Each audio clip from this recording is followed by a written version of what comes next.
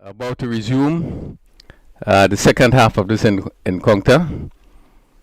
Team E would have batted first this morning, scored 205 in 48.5 overs. And Team B will be looking for 206 for victory. The field players are now on the field, the umpires are in place, and we just about to start the second half of this encounter. Wherever you are, we welcome you back to the National Stadium as we look at some of the highlights of the first inning this morning play.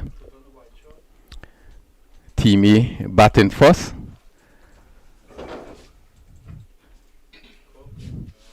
As we look at some of the shots being played this morning.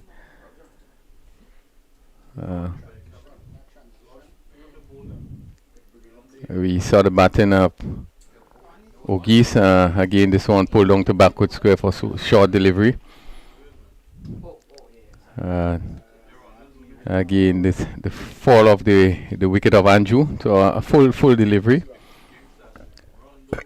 Swung again down to backward. So the bowling of Thomas, who picked up 2 wickets.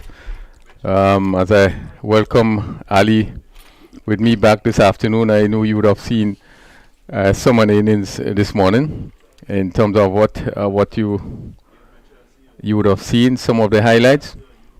Well, again, well, thank you, and it's always a pleasure being here. And again, Ogis standing out, great, very good innings from him.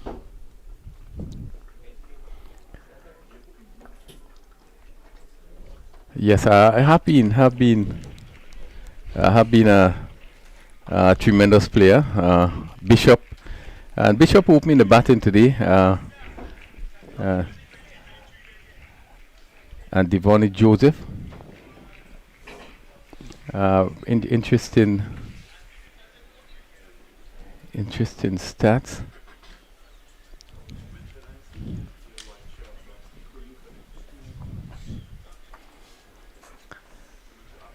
This ball played down to long leg and 1 run. So it's actually Celestine, and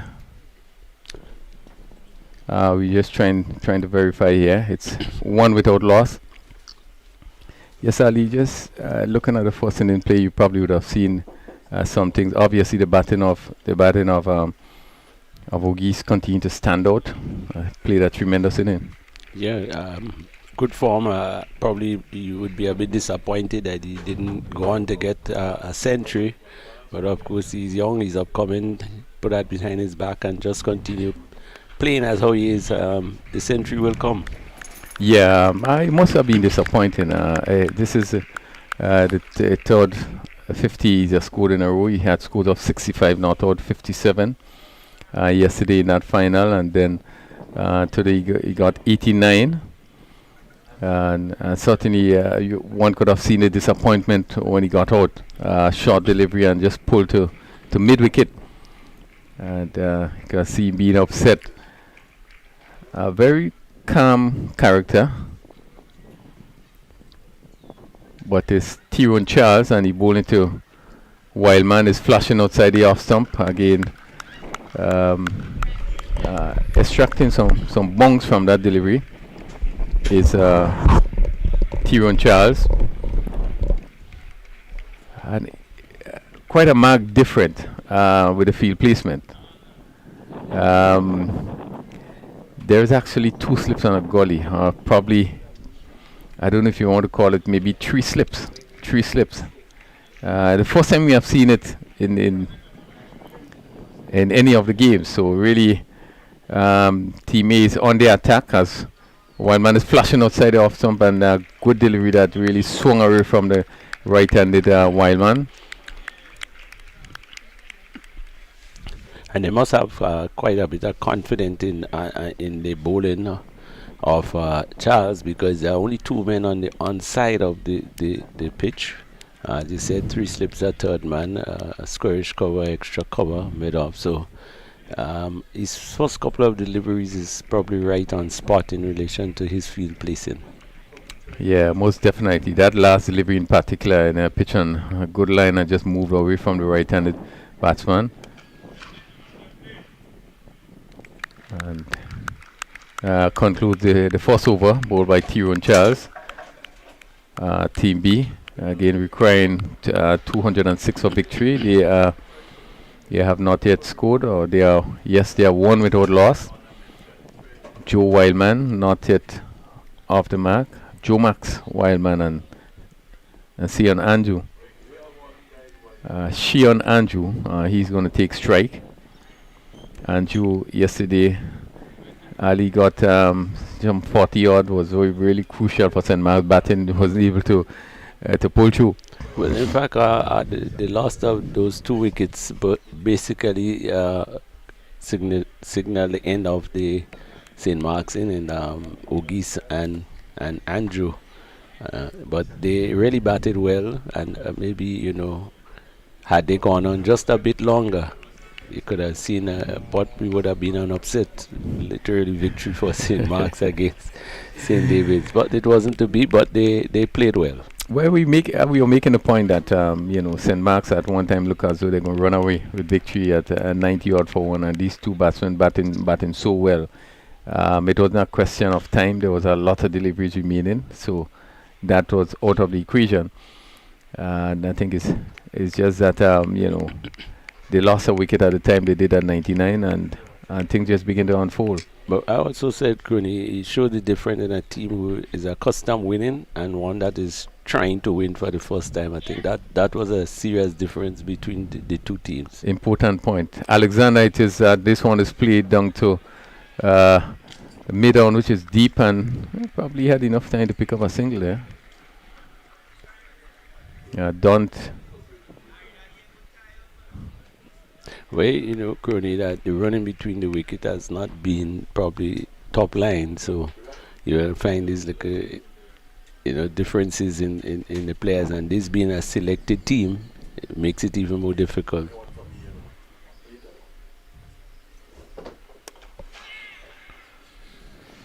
Again, full delivery, hit down to mid-on. Again, no timing. And Andrew.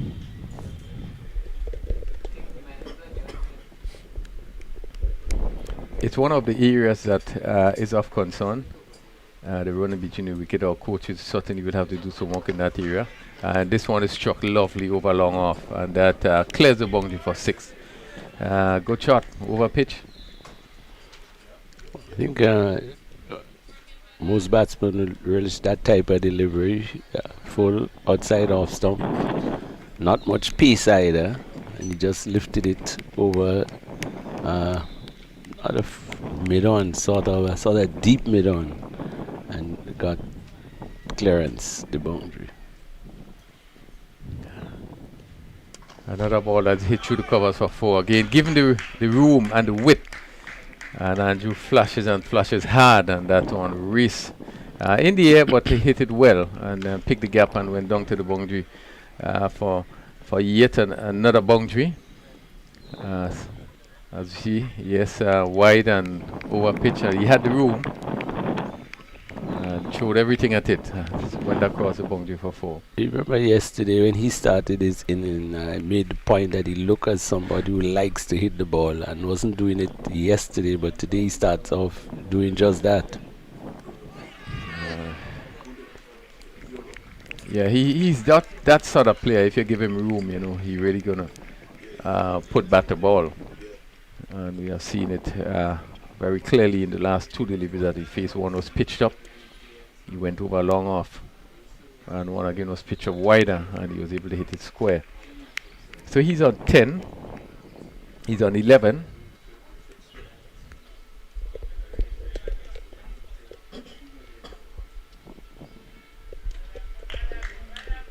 Yeah, wide delivery. And as we look at Alexander, just seemed to be, again, with his run-up. We see him just move from side to side and just chipping in and between. Always an indication that you would struggle to get it right. You struggle to get the line you want, you struggle to put the ball where you want. Lack of rhythm in his run up to the wicket. Short ball and play to cover. And yeah, a bit of careless throwing the and give the batsman opportunity for an overthrow. There was no need to. So one more to Andrew. He's on 12 and it's 13 without loss at the end of 2 overs. Looking at Alexander Rifel, I have a feeling probably run up is too short for what he's trying to do. So he's sort of trying to accelerate up a very short distance with some very short strides rather than linking his stride and get his rhythm going. And just at the point the delivery tends to fall away quite a bit. But of course, it's the youthfulness in him. He just needs to work on his game and try to get it right. Well, it's so important as you speak about rhythm because that is so critical to a fast bowler. You have to be able to get to the wicket in a good and balanced position. It therefore means that you had to run up in a certain way, build that kind of rhythm getting up to the wicket. And if you can't, there's always a tendency that you're going to struggle to do what you want to do with the ball. As Charles,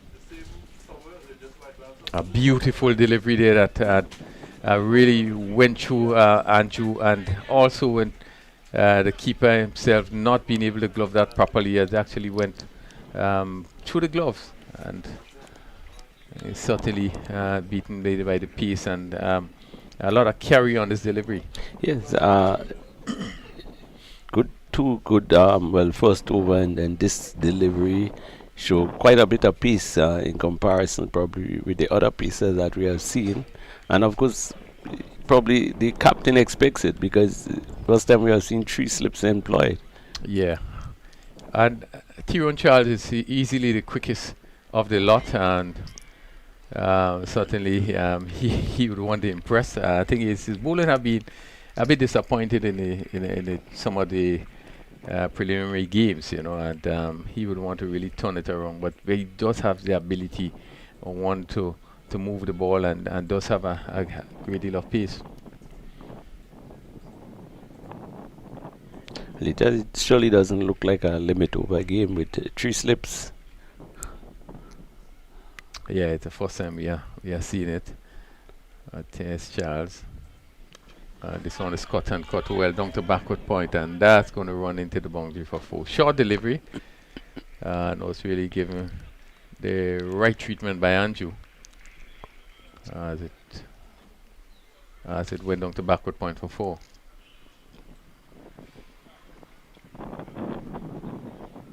It was 19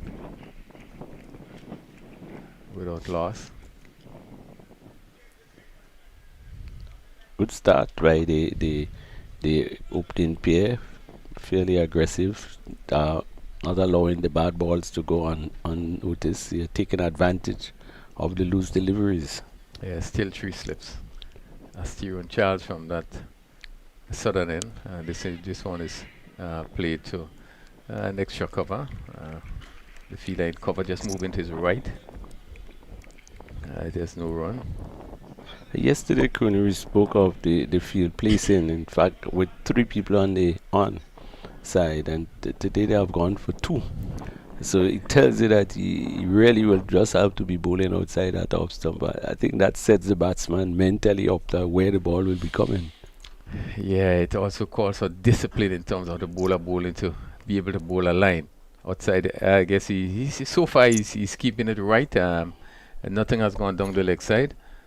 The batsman, they look at the drive, and one seemed to come in a bit and just drop out on the offside. It's 20 without loss. Andrew on 13. Wildman on 4. Charles in his second over. We work with us, man. We work with us. Again, he stands up and pushes it to square cover. Confidently is Andrew. And that is Wildman, and that completes the second over bowled by Tyrone Charles. 2 overs, no made, 6 runs, no wicket. Dante Alexander just 1 over for 12 runs. At the end of the third over, Team B endeavoring to get to 206 for victory. Yeah, 20 without loss. Yeah, still 281 deliveries left on 186. So because the batting side has ample time to just play the ball on its merit, then no need to try anything fancy, as we will say. Yeah, it's a limited overs game is a thinking game, is a head game. You could calculate how it can be done. It don't always happen that way, but generally there's no need to rush, as you say. There's quite a bit of deliveries to get up to that 206. We see for Alexander, there's just one slip. There's a third man, backward point, cover, square cover, down the leg side. He's looking to swing. Let's see what would be the signal there. Wide signal. Again, short down the leg side. So we've seen a difference in terms of a big difference in terms of the field placement for Dante Alexander as we look at that delivery down the leg side again. Lambota just seemed to be struggling a bit. He have done a tremendous job, probably one of the outstanding keepers in the tournament, but just seemed to be struggling a bit. We have seen one gone through his glove, and this one down the leg side that you would have moved and take easily. Outside the off stump, and Wildman pushing at it. Probably one of the better deliveries bowled by Thomas. He had it moved away from him. Yeah, and a bit more pace in it too. I think it's not much movement, but a bit more pace. The batsman was a bit late on the shot. You made a point in terms of his run up, and there could be some merit in that. As you see, his run up just seemed to get shorter, and you need to really look at his run up. Again, he's another player that's come through the kiddie cricket program, so you just probably need to do some more work with his run up. Yeah, he definitely needs to be more fluent in his run up to the wicket. Too much stuttering. He's not totally in control of it. I think he needs to link that run up a bit. And from yesterday to today, he has shortened the run up a bit. Yeah, that's what I realized. Yeah, even from the time he started this inning, he has shortened the run up. Yeah. Right arm over the wicket.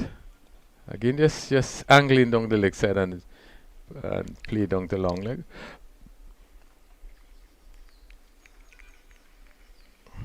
So it's 22. Wildman is on 6. And Shionanju 13. Shionanju, which should have been vital to St. Mark's. Chase. So one slip, long leg, mid wicket and a mid on the leg side. And he's looking to cut there. Lord appeal, he's looking to cut, and I think the umpire is asking if it reach. And Andrew goes caught behind. Good catch. They just seem to be dropping. He's looking to cut down to that square cover backward point position. As we look at the replay here.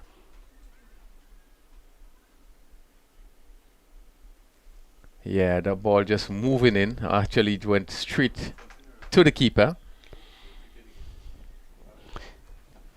Yeah, I think again, not beaten for pace. I think he expected the delivery a bit quicker, and he took the bottom edge.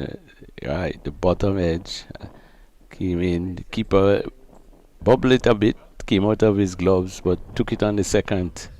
I think the question was whether he took it cleanly the second time, but the batsman actually walked, so he saw it and he left. So, pretty true. Good. Certainly some good work by the cameraman there at that ball. Oh yes. Yeah, really good work by the cameraman there.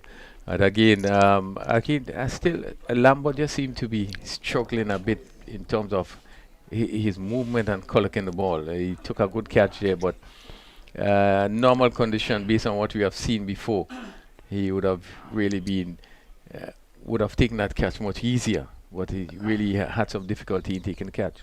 But he's one of the keepers I notice keeps up to the wicket quite a bit, Yeah. and he's now standing back, so he seems a lot more comfortable close to the stumps, and standing back now you can see he seems having a bit of a problem.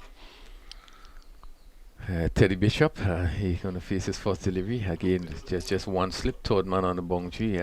We have a point, extra cover mid-off, mid on mid-wicket. And I feel on a long leg, wide long leg boundary. Probably more deep backward square. He's pretty wide to be called a long leg. Bishop, a lot is expected of Bishop. Should be playing really under no pressure. Alexander, good line, good length, and Bishop allowed this one to go outside the off stump. Successful over ball there by Alexander. 2 overs, 1 for 16.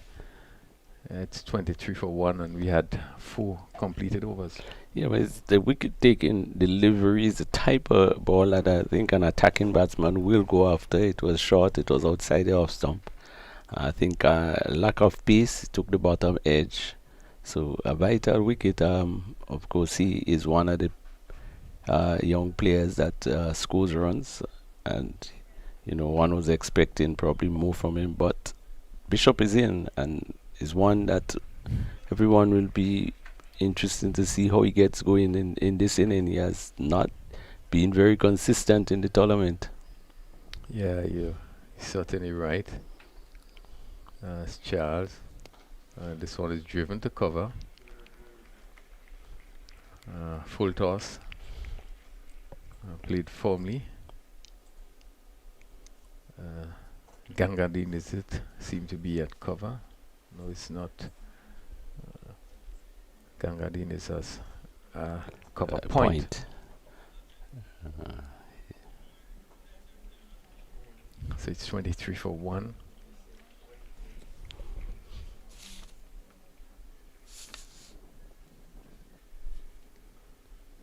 Again, he's beaten to a ball pitcher, not beat him again. Seemed to be beaten for pace here as he was looking to drive. The ball seemingly did swing away a bit, but probably as we look at the replay here. Yeah. Well, there was foot movement, but not towards the ball, and so he had to sort of stretch, and luckily for him, he didn't get as far as he intended to, and he was beaten outside the off stump. Feet needs to follow the line of the delivery. Similar shot. Feet goes straight down the wicket, but the ball is outside the off stump. Again, being beaten. Yeah, not trying to get close to the ball, but looking to drive. This one staying down a bit. The keeper had some. Yeah, that one would have created some difficulty for the keeper, staying down. Remember that Charles is the quickest of the bowlers.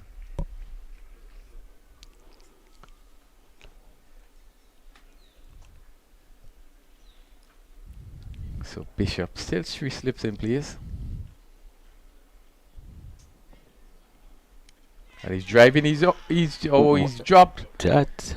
Again, simple catch being dropped again by the keeper, and certainly not the keeper that that we would have seen early in the tournament. As we look at this delivery here. Yeah, straightforward catch. Straightforward catch. Poor keeping, poor gloves work. He was actually snatching at the ball. He didn't allow the ball to come into the gloves. Not too sure. He's a much better keeper than he's showing there for. Yeah, that's certainly not the keeper that we saw earlier in the tournament. Look at the replay that he's showing. He needs to allow probably the excitement. You need to allow the ball to come into the Come gloves. to him, He yeah. actually snatch at the ball and spill what a very, very straightforward and simple catch. We would have seen him take one, which in our view was simple, and he struggled to hold it. And we have seen a delivery go through his glove, went for by. We have seen one down the leg side also. He had difficulty in stopping. And well, the fielders are dropping the catches, but it's quite amazing what Teddy is trying to do. I mean, another simple catch, straight to the man at extra cover, in and out. And well, we look at the replay and see it is really has two chances in 1 over.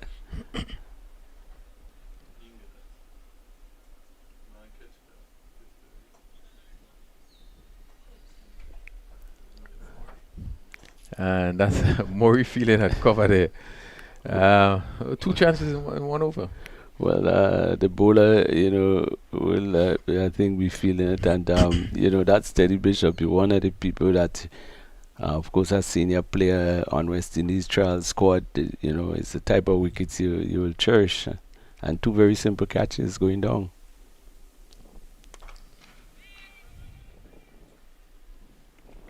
Stroke to mid-off by Wildman. It's 24 for 1. We are in over number 6. Bishop, not hit off the mark, was dropped on 2 occasions.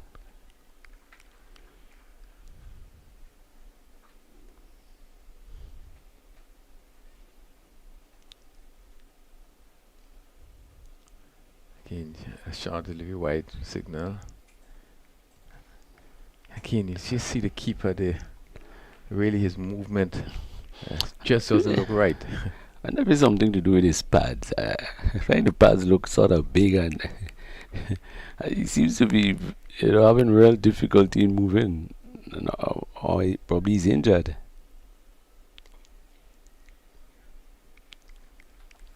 Yeah.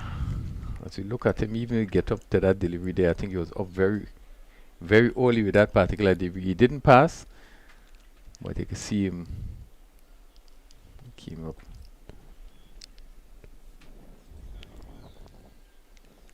It's 25 for 1 and in the 6th over. And Gangadin continued with 1 slip.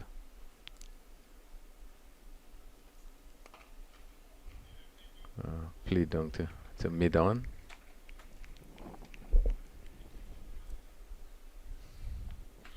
But one of the notable things as we look at the final yesterday was the field placement of the St. Mark's team.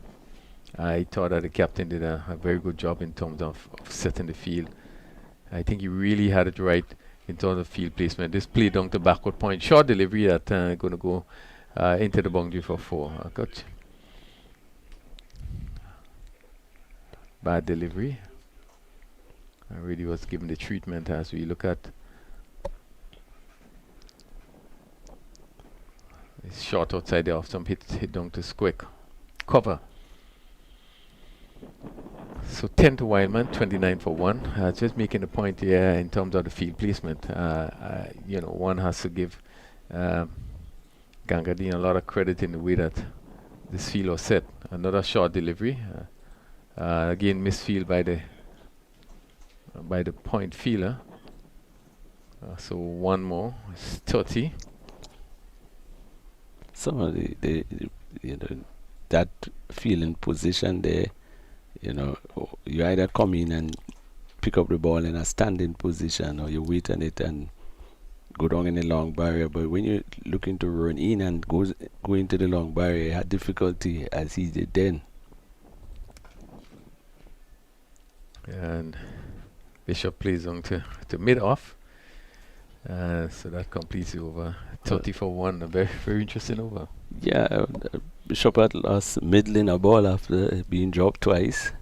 I think, that you can only get better from there. You drop twice on zero. Hopefully, that just for the interest of the cricket that he stays and give a good inning. No matter win or lose this game, but for the players to show their talent. I'm not sure. I saw the keeper. I think most of the time he keeps up to the wicket, and I'm not sure if standing back is sort of throw him off a bit. He doesn't look very comfortable from standing way back. Yeah.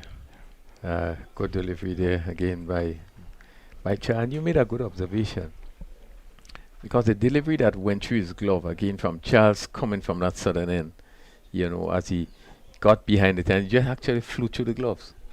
So if he was directly behind it, you probably would have been hit in his face, and which indicates to me that the pace that is coming at, maybe he's not used to that too. That could be another. You take a while to get accustomed.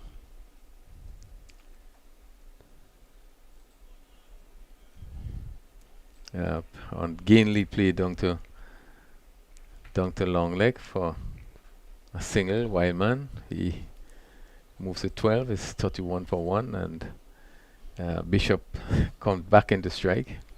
And you always think that when he's facing that something is going to happen. Either he's going to explore or something is going to happen. I wouldn't say my view on television what I think about him, but somebody needs to talk to him. I'll just leave it at that. He has too much talent for what he does when he gets in the wicket. And he's driving. That's superb. That's from the highest order. Beautiful shot through the covers of 4. That's the grace, that the talent this player have. So exquisite. He really played that beautifully as it raced across the surface for 4. You can see his position and everything in order. And as you rightly say, when there's a player with such immense talent and gifting, you would always expect that more than often he'll do well.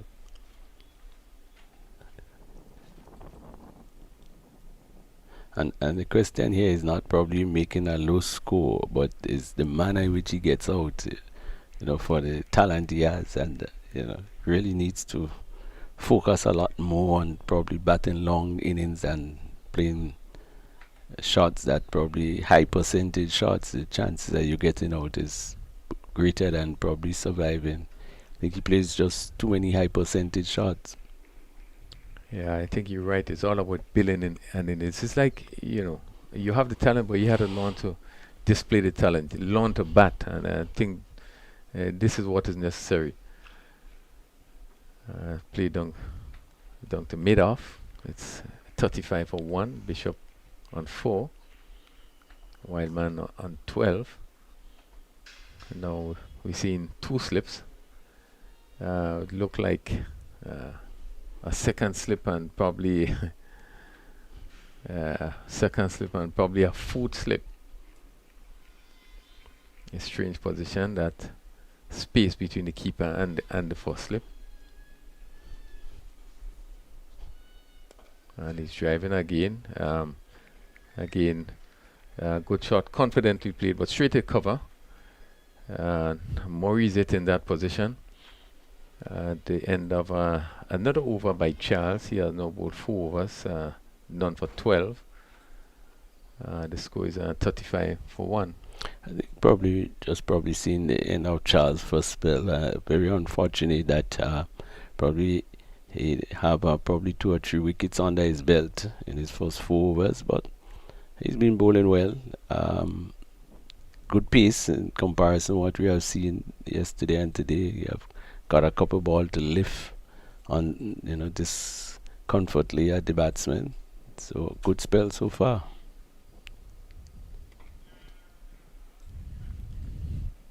Alexander continues and push back on the onside. And Charles it is, who is at Tyrone Charles at mid-on.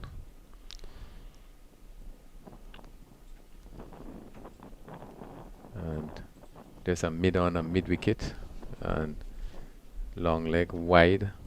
There's three fielders on the leg side. This is driven to cover. Misfield by the cover fielder as it went straight through. And that. So 1 run. Now, there must be some reason why these guys are misfeeling on a surface like this. They must be doing something technically wrong. It's surely not the ground. Yeah, I think he's just trying to look up too quickly, and Bishop is hitting that square. Again, lovely shot. I probably going to stop it before he gets to the boundary. Let's see. Yes, and they pick up 2 runs. Again, slightly short, and he was quickly in the position to hit it square. He didn't look to cut it, but stood up straight and hit it square and picked up 2. But Benjamin is not really, is a sort of medium pace bowler, and short deliveries like that, it will be comfortable for Bishop. This one is right up, and Bishop had to come down on this one and play it out on the offside. 38 for 1. Bishop on 6 from 11 deliveries. Wildman 13, 24 deliveries. So we just see in the offside field being pushed back a bit. A cover point on the cover, and his drive hitting this one. Where this goes, that's going to go down to the boundary for he lifted it. This one down to a wide long off position. He had a mid off, and that went to the left of the mid off, and it went down to the boundary for 4. Deliberate shot. A safe shot at 4 more to Bishop. He's moved to 10. It's 42 for 1. As we see the mid off still in position. Short delivery hit down the backward point. This again going to rush into the boundary for 4. And certainly this is the sort of player he is, that you give him a bad ball, this particularly from the medium pace, he's going to take full advantage. And as we look at another short delivery. That was very short, but that's not too bad. That's bad deliveries, and they should be dealt with. I think the problem he has is trying to hit the good ones. That was short. It was outside. It was asking to be hit, and he did just that. But I think the problem is mentally when he try to take the good balls to make it bad. So it's 46 for 1. Bishop moves to 14. Wildman now in strike as Charles going to come in this 5th over. This one is stroked down to cover. Murray. Cousin Murray in the covers.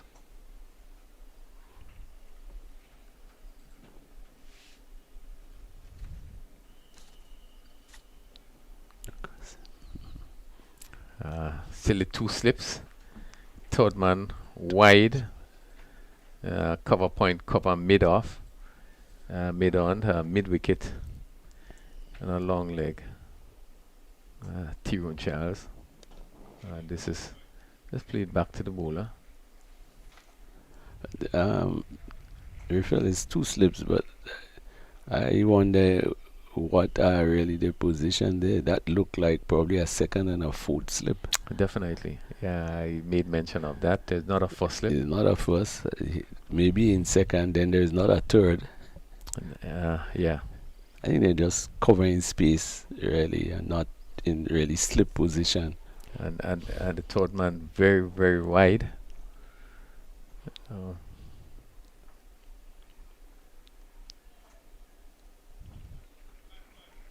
Yeah, interesting positions.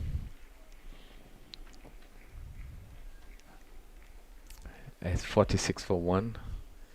9th over. So it seems to be an issue in terms of the rate.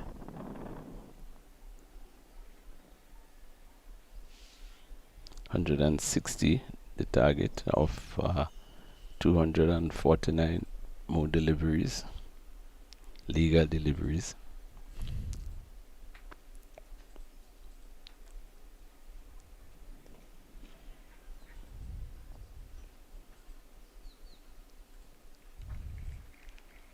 One more ball pushes square cover. Both batsmen on 14. 47 for one.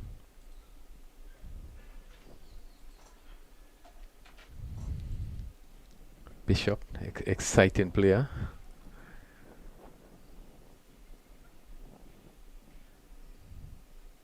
And Charles in his fifth over. I'd really love to see the back of Bishop. Driven down to mid-off. No time in there as the ball went bouncing down to mid-off.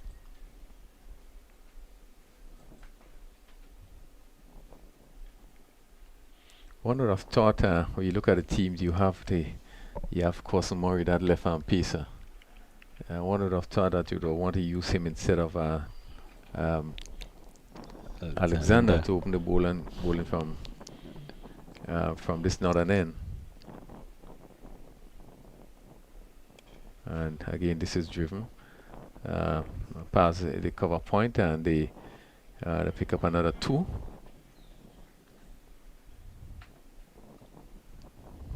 So 49 it is for 1 as we complete the 9th over. Bishop 16 from 15 and Wildman 14 from 28. Good, Charles.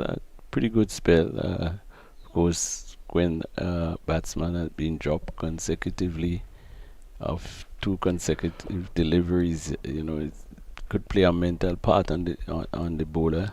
But I think he stood up well. He continued. He bowled another over. Pretty good line, good length to one of the bowlers that kept to a good line just outside the off stump. So pretty good spell from him. It's one of his better performance in the last few games that I've seen in opening the bowling. Sometimes he tend to just try to bowl very fast. But I think this inning is 5 overs for 15 runs. Indication that he was really on target. I should have picked up the important wicket of Bishop. Was pretty consistent in terms of keeping one line just outside the off stump. And early part of this spell, he only had 2 men on the onside of the wicket and stick to his task. Well, Murray, this one is again right up. It's pushed on the offside. Yeah, that's another part that I probably didn't pay much attention to, but the fact that he had been able to bowl with just 2 men on the leg side and being able to keep his line, I thought that really was commendable. And he did bowl fast.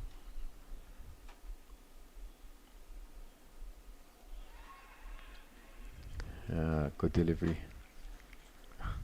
Leaving the right-hander. We have seen him, Cousin Murray bowl yesterday. Made the important breakthrough with the wicket of O'Geese. That really started it on the tide.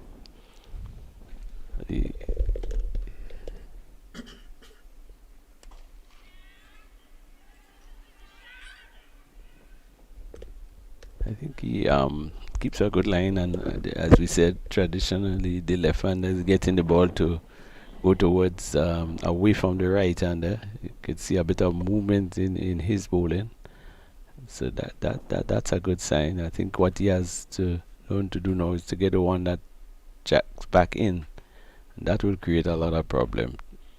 Well, he's against his captain, played the cover. Bishop as he stroked this one, the cover.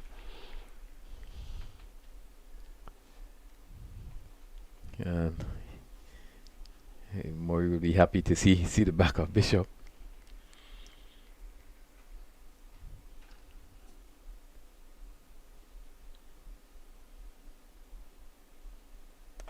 And he's hitting again to cover. Again a misfield. That looked like another misfield by Rickel Sylvester. Again. I think the guy's going down in this long barrier position and not really keeping the eye on the ball.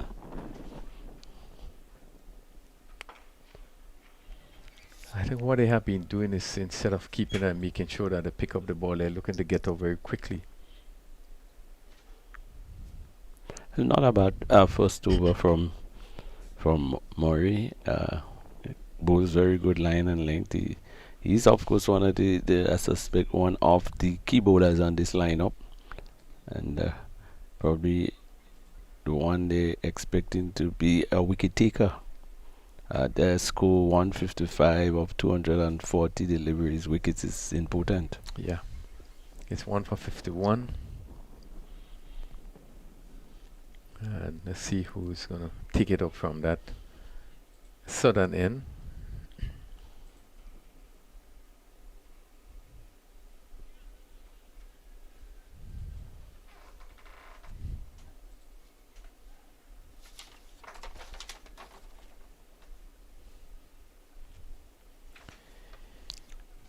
That's Mitchell. Rion Mitchell. Known for his opening bat, he opened bat for the under 15 team. Actually, he's one of the players that made the winners on the 15 team, but never had the opportunity. The fact there was no cricket in 2020. And this one again is hit over cover and down to the boundary for 4 again. Reaching for that delivery and really didn't get hold of it. It was Bishop. He went over cover. The field had cover, jump in, but went over his head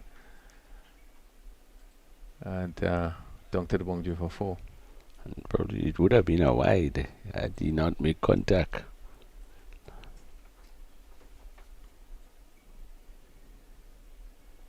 Again, Bishop looking to give himself room to hit through the covers. Again, as you said, Ali, there's no need to be forcing the question of trying to invent shots and to play shots of deliveries that really you need to defend. He's looking to give himself room there. This time he's cutting but straight to Charles in point position. So the offside field is a mid-off, deep.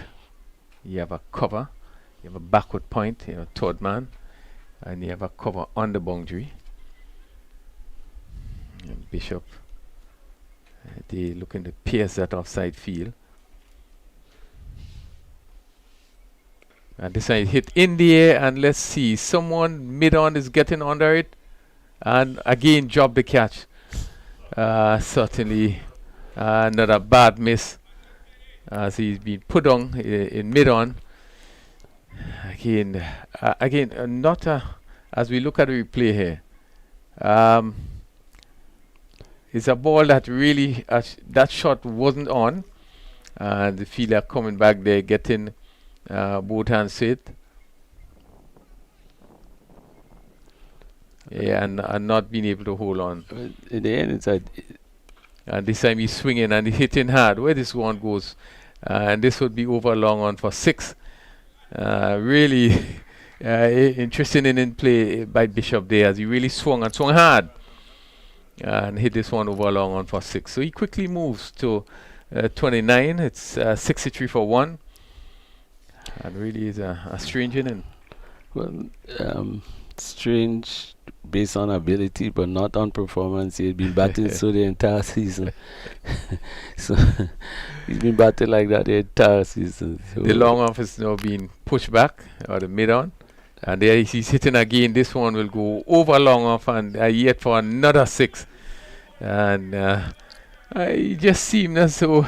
Well, he now decided that he had 3 chances. They didn't take it. No, he gonna go after everything. This one was pitched up, and that's what shot was on.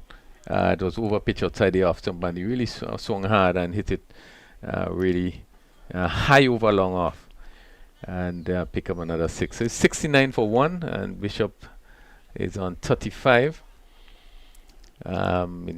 Faced 23 balls, hit 4 fours and 2 sixes, and you know, as he said, if he stays there any length of time, you know, that score would come down very quickly. Yeah, but as we keep saying, you know, he has the ability to hit. The question is his choice of shots. You know, he tend to want to hit everything. As probably say, like, he have little respect for the bowler, as he think he could do what he wants. But that's cricket. There will be good balls, and you will need to defend properly. You might need to check the number of his jersey, maybe. He's carrying 13. I don't know if that has anything to do with the, well, it might be 13 might be a lucky number for him. Unlucky number. Well, lucky because he been dropped so many times.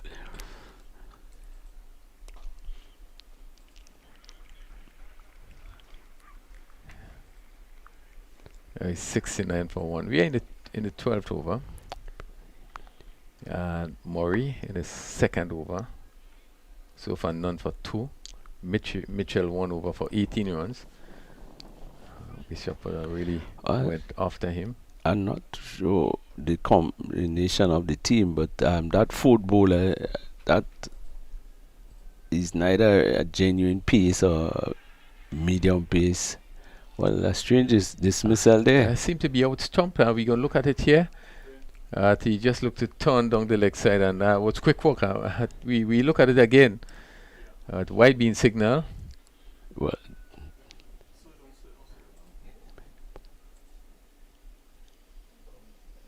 oh yes. Yeah, good work by the keeper.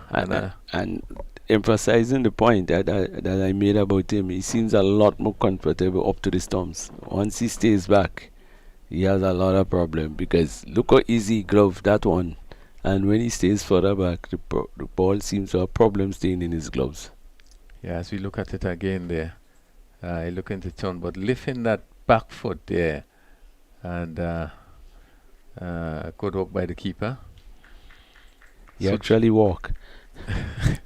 So Wildman goes stumped of the bowling of Murray, Cousin Murray, and he went for 15.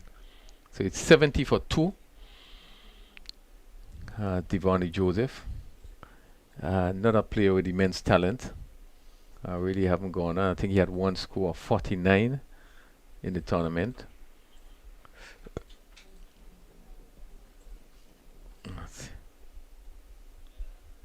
So really interesting reply. Bishop on 35. 4 fours, 2 sixes. And the left-handed Joseph. Yeah, one slip, and let's see.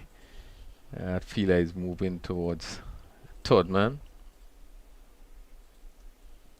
Now the long one comes into mid-on. Mid-off extra cover point. So we had just 4 fielders in that offside position.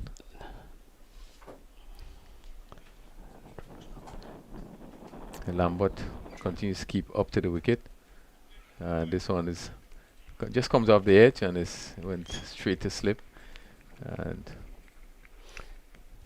I think for a bowler that brings the ball to the left hander, into the left hander, he could have probably had a man in a square leg position. Yeah. That means he gained forced to bowl wide, and once on wicket, chances are that the ball will be turned into the onside.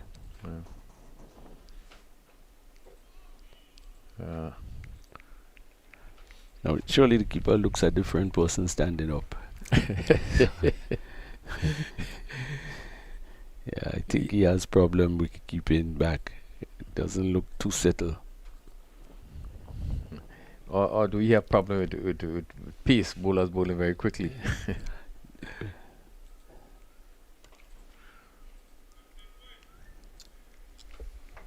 70 for 2. But he has good gloves work. So, but when you saw him, the catch that he dropped, his gloves were all muddled up, Yeah, and that is not really how he keeps. So maybe just a little loss of concentration. yeah, it was very clear. He was struggling in terms of the position of the gloves and how he collected the ball. And that's completely over. At the end of the 12th over, it's 70 for 2. Well, the previous bowler got 17 in this last over. The one that, well, not sure if he's going to Mitchell. come back there. Mitchell, would you have brought him back to a second over? Well, I think in the first case, I would not would not have used him then. He's just about medium pace, and I probably would have, when I look at the team, they probably the other option that could have been used. He's just about medium pace, but after the first over, certainly I probably would have been tempted to move in for the time being. Although he had the opportunity of picking up the wicket of Bishop.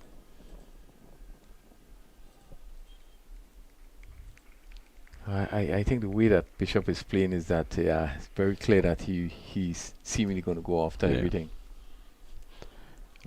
This certainly is a maturity in terms of you looking to bill in, bat sensibly, as the case is.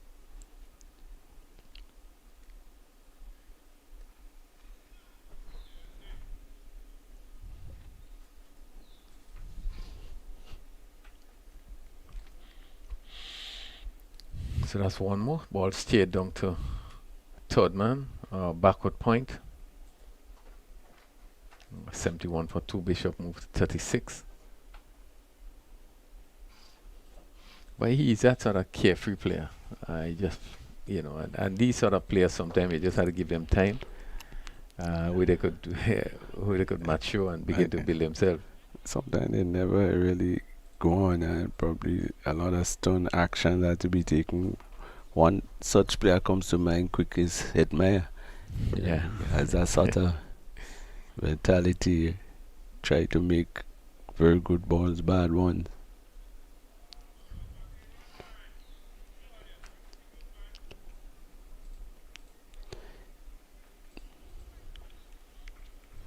Yeah, another wide green signal. Yeah, from what I know of Mitchell, he's an opening batsman, and I think his strength more is in the batting than really the bowling. It's kind of surprising that he came on so early.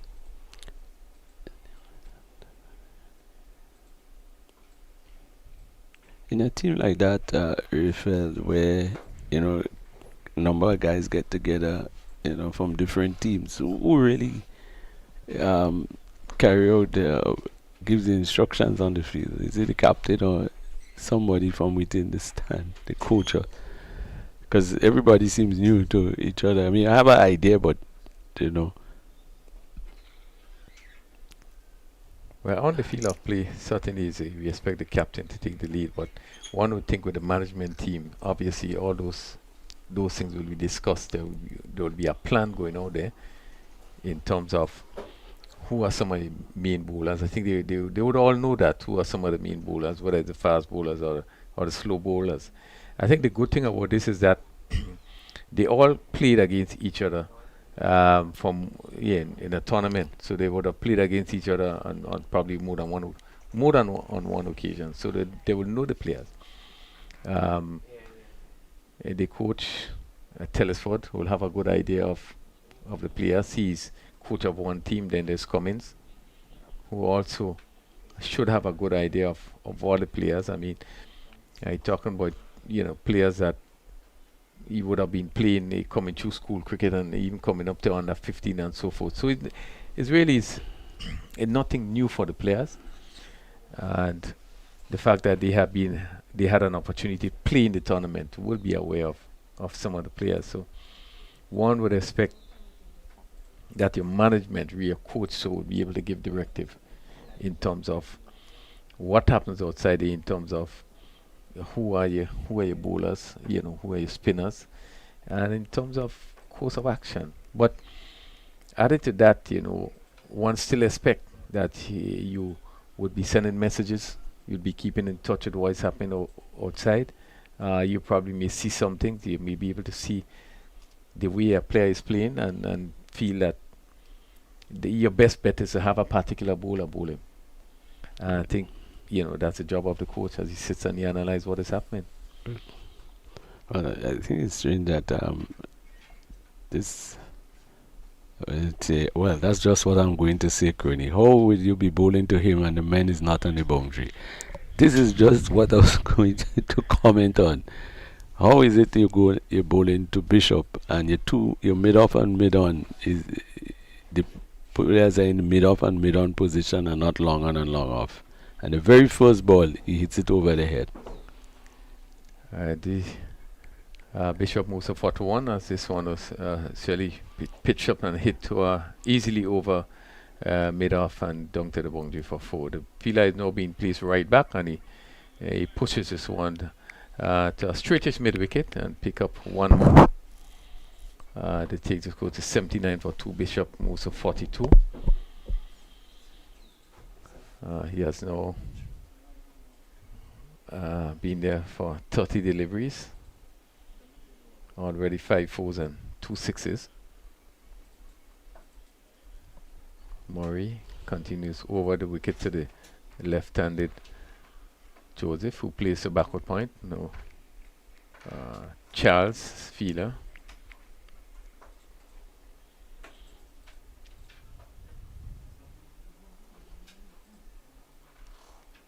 $79 for 2. I think pretty soon we probably will see Gangadins. We're going to see spin. This is full to the bat and played 2 mid-wicket. A couple of runs in the making here. Probably should be 3. Yeah, they're coming back for the 3rd one. Full toss and push neatly 2 mid-wicket. Yeah, bad delivery on the pads. And very confidently, Joseph played it away. He's off the mark with 3. He's off the mark. Bishop. We see the cover fielder is now being pushed back. Let's see. Just about halfway. Just not right back. This one is pushed back past the bowler and they ambles a single.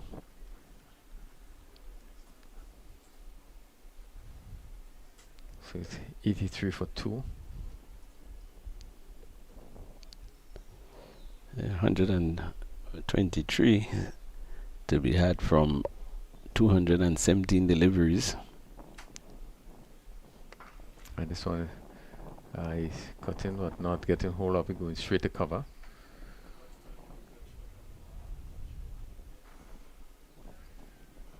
So after 14 overs, Team B led by Teddy Bishop, 83 for 2, requiring another 123 runs.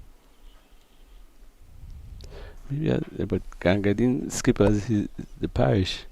I was wondering probably why he's not coming on to the attack, because I don't think that 4th bowler is, the stage the match is at, you need wickets and not just the ability to keep the run down. Yeah, there's probably some message went out to Teddy there. We see someone come on, maybe a change of gloves. Surely he didn't ask for it. So it must be a message. I don't think he asked for the glove. Yeah, you'd want to change tactics as you see the runs coming off the fast bowlers. You'd want to just try something different. But Mitchell is gonna continue with his 3rd over. So far gone for 22. This one is played down to 3rd man by Bishop. One more. 84. Bishop goes to 44. 44 from 32 deliveries. And he's not the type of bowler that seems to be, well, not a pace bowler, but he seems to have very good line and length. You know, it's just all about the place and easy to score off.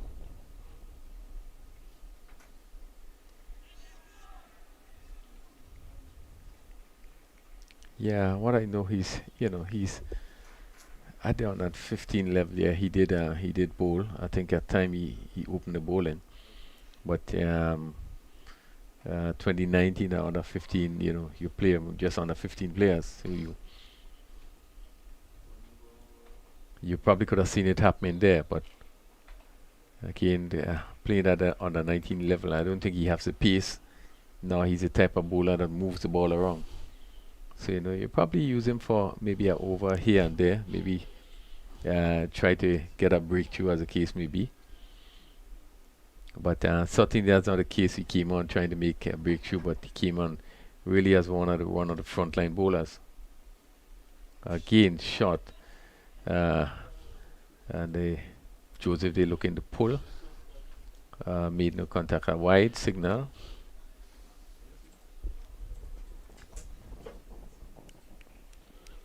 We just seen that again. Lambert, the keeper, always just seemed to be. I wonder if he's 100% well. Yeah. Some days are not always your best. Yeah. Surely he has the talent. Yeah, you're right. You're right. To be a very good keeper.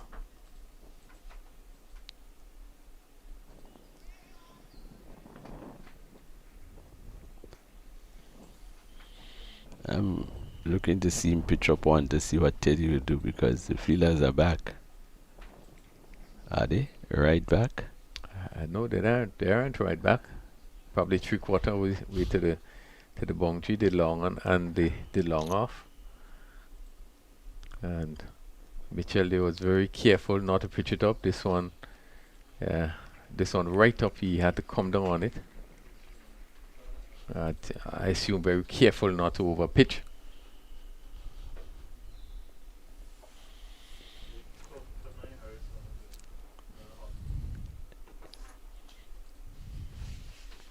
Yeah, 3 fielders on the leg side. That's Mitchell. Again, this one just pushed back to Mitchell.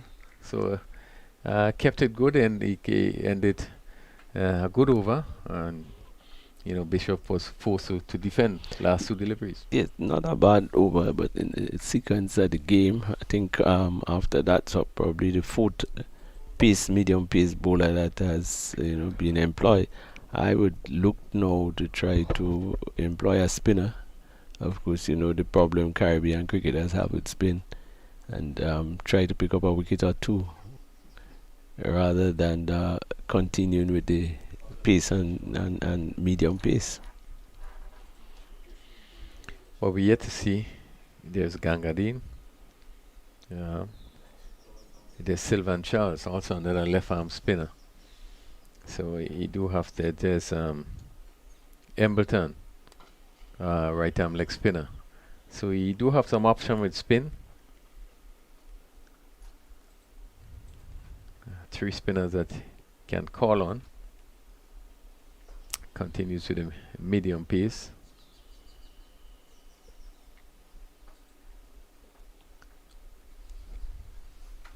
Joseph on 3 from 11 deliveries. And this one is clipped to mid wicket. Lovely shot. Really, really good timing. That went quickly across the top for 4. He looks very strong on the onside. Well balanced with his shots. A lot of pace.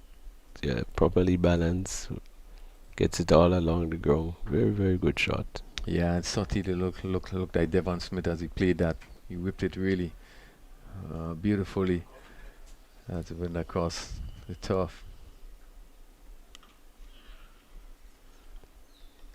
Yeah, he is that technically song-looking player, and as you rightly said, really balanced as he was on his back foot, and he stroked that one. It's really smoothly to cover. Seem to have a lot of time to play. Again, it's not genuine fast, but you know, not a wide delivery. But Kearney, at one time, bowlers, based on what you're bowling, had ends. You bowled from here at Queen's Park. The leg spinner will always come from the bottom end and the off spinner from the top. Similarly, with the ball moving into the batsman or away, I noticed the bowlers here just bowl one spell at the bottom, the next spell at the top. I'm not sure if that effect of the breeze with this modern stadium has gone. Well, it's good to hear you made that point because this is what we knew. The leg spinners always come from the far end, always come from which would be the southern end. Yeah, With the- and with the that has breeze- to do a lot with the breeze, breeze coming coming down. from, yeah. And the off spinner is always come from this northern end. I think this is what we knew Queens Park to be. At, I don't know how much attention is being played. Lovely shot again. This one is hit straight and goes over the boundary for 6.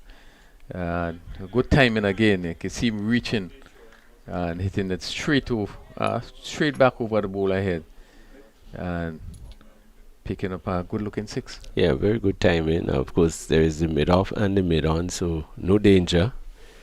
Once you time it properly as he did. As we look at the replay, it was so important that he hit straight. He didn't try to go across it, but he hit straight. And he timed it well. That completes the over. So Murray 4 overs, 1 for 23. It's Mitchell 3 overs, not for 25, 97 for 2. And we had 16 overs completed. But just back to the point you were making, Ali, in terms of the ends that bowlers bowl. Yeah, and it's something that always kind of concern me in terms of where you put particular bowlers. You look at, as we rightly say, the leg spinner coming from that southern end with the breeze coming across the field. The assistance you're going to get with the ball leaving the right-hander. Or even if it's the left-hander, we're coming back into the left-hander. And, coming from this northern end with the ball coming into the right-hander or leaving the left-hander, you tend to get the support of the breeze giving assistance.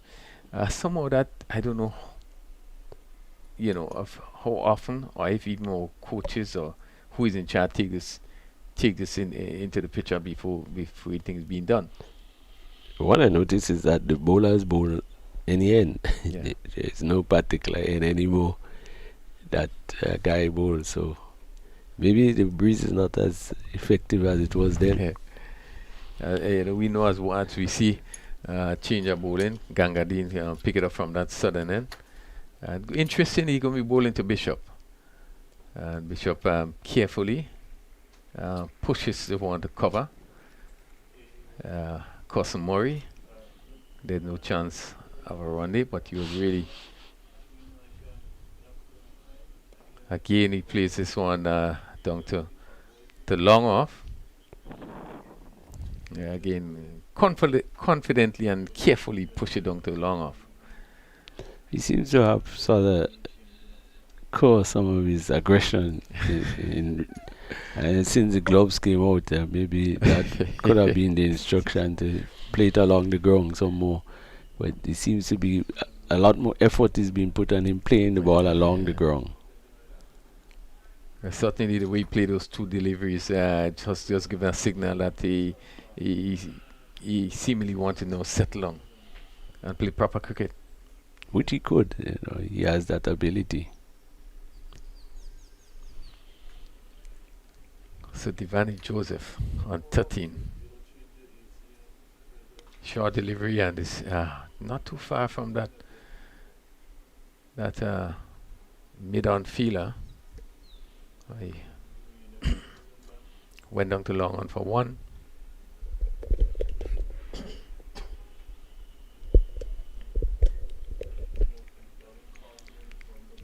Bishop comes back into strike.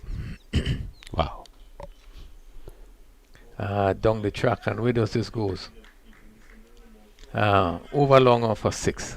A bad delivery, and really it warranted the treatment that Bishop goes to 50, 38 balls, 54 minutes.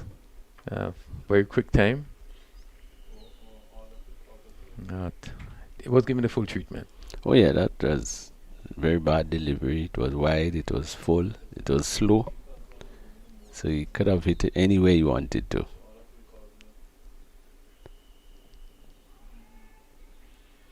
Again, just looking to force this one. Again, look at it, it's square. Much better delivery though.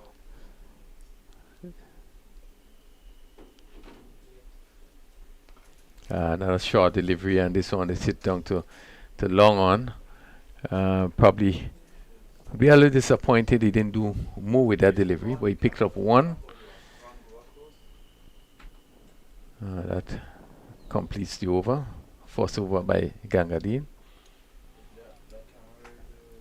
Went for 9 at the end of 17 overs, 106 for 2. And this is the thing that Gangadin, when he tries to fly the ball, the ball is a little too slow and he doesn't drop. He tends to bowl at a pace that doesn't allow him to flight the ball that much. And probably he just has to do a little bit more work in flighting the delivery. But not a bad over for the spinner. Conceded 9 runs, but a 6 was in it.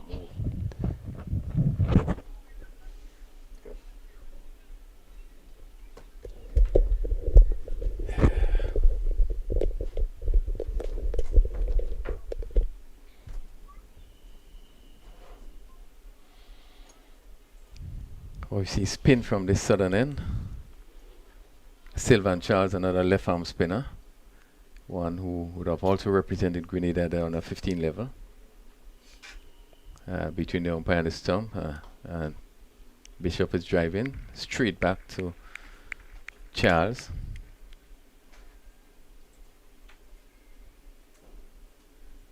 So the target is 100 runs required. Again, he's coming forward and play it on the onside.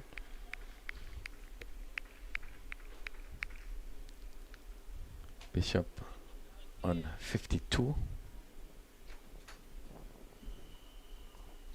5 fours, 3 sixes. Short delivery, which is hit down to the cover fielder and comes off the boundary.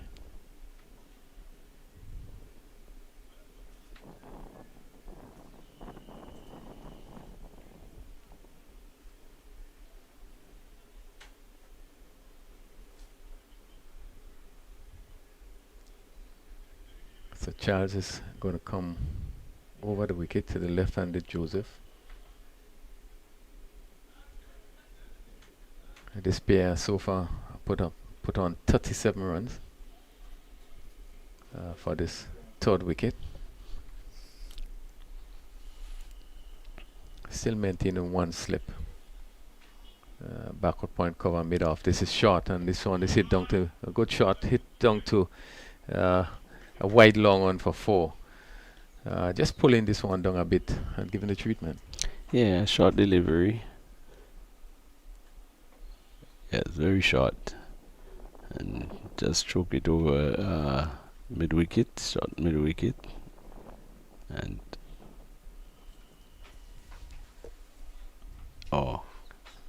they put in another player on the onside. So you have a straight middle wicket and a middle wicket and a deep middle wicket. Yeah, interesting position again. The short ball being hit in the region of that area. There's Charles at mid wicket, and then you have what would be a short mid on, just to the left of the non-striker.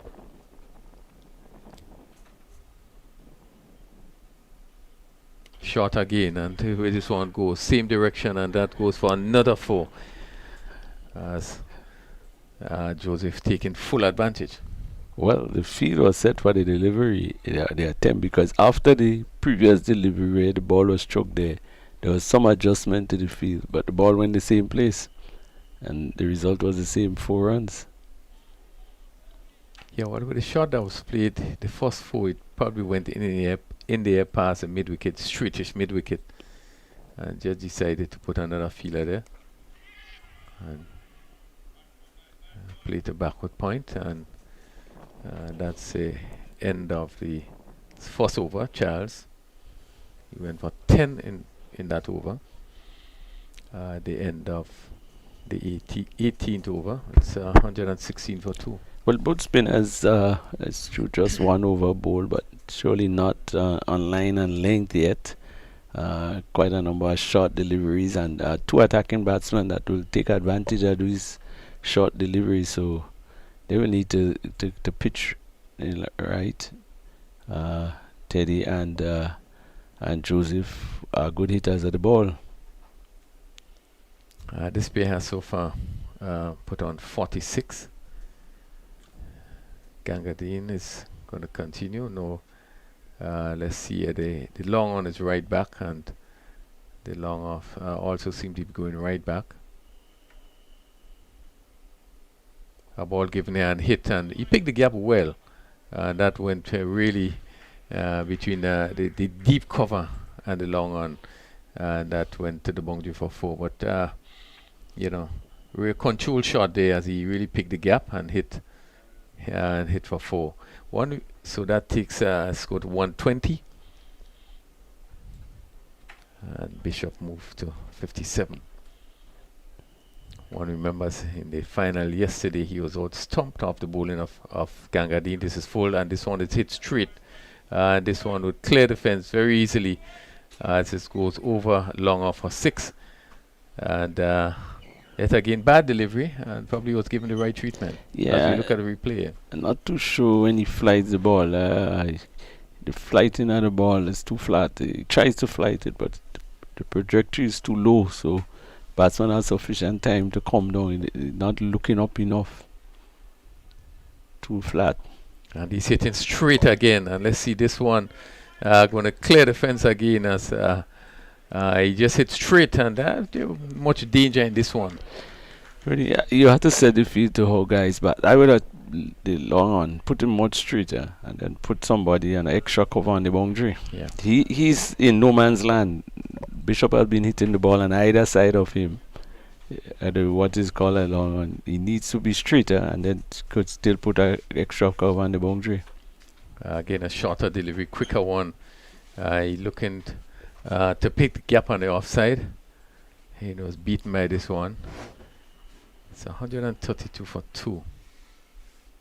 He's down the track and hitting again down to long off. And this is where it's so important that you had to control it in.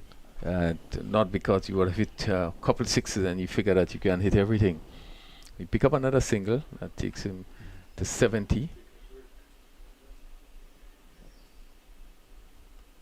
Gangadine, second overall, already going for 26.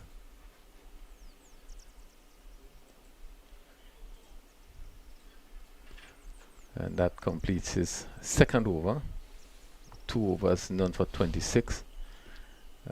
Bishop is on 70. Joseph 22. This pair added 63 as Team B. 133 for 2 at the end of 19 over. But Gangadine seems fly. Yes, he's attempting to fly the ball, but I'm not seeing the ball turn much. Even the ball that beat the batsman, a ball that goes through straight. Teddy trying to give himself room, but the ball didn't really turn, and maybe the surface he's playing on, or maybe just on this day he's not getting that grip of the surface. Charles to Bishop. Bishop pushing back on the offside. Bishop so far faced 48 deliveries. 6 fours, 5 sixes. He's choked this one down to the long one and ambles a single. I think the batting team is pretty much in control. 72 of 184 deliveries. Teddy is still there on 71. Joseph on 22. So I think the feeling side now is the one that has to do something different to get a good result. Well, we had to be so careful when we say the batting team is in in control. If we look back, at what happened yesterday, probably have the advantage now, as we saw. Um, what happened yesterday, this one, batsman looking to pull, not getting hold of it. 134 for 2, you would really think that, And it happened a couple of games in the tournament where teams batting at a fairly reasonable score and then one wicket, 2-3, and found themselves in difficulty. Joseph is using his feet again and not.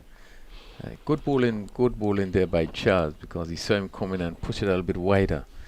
And he really had to stretch to make sure he got back to it. Just needed to bowl it a bit quicker. Just to keep it from not passing. Yeah, he needed to bowl it a bit quicker. Saw him coming. And he's sweeping again. This one looking to sweep and missing, taking on the pad there. What was good bowling there by Charles. Yes, just watching the replay to see where it pitched. Yeah, slightly down the leg side. So the players just having a break for drinks. We had 20 overs being bowled. It's 134 for 2. So far, Wildman, he was a stump of the bowling of Lambert. Stump Lambert bowled Murray, he's got 15. And Joe was caught by Lambert, bowled Alexander for 13. Bishop, 71, not out from 49 deliveries.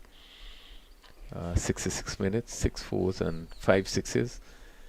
And Joseph not out on 22 from 25 deliveries. He also had 3 fours and 1 6. So quite a strong reply to that score of 206, which is required for victory.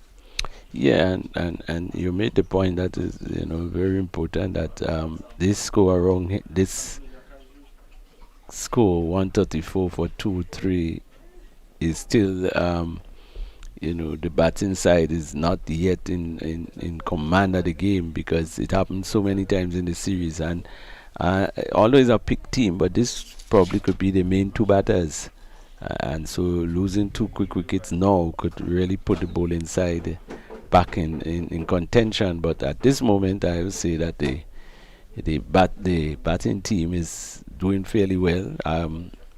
72 of 108 deliveries, no need really to do anything fancy. Yeah, obviously the team that is batting will be the more confident team at this point in time.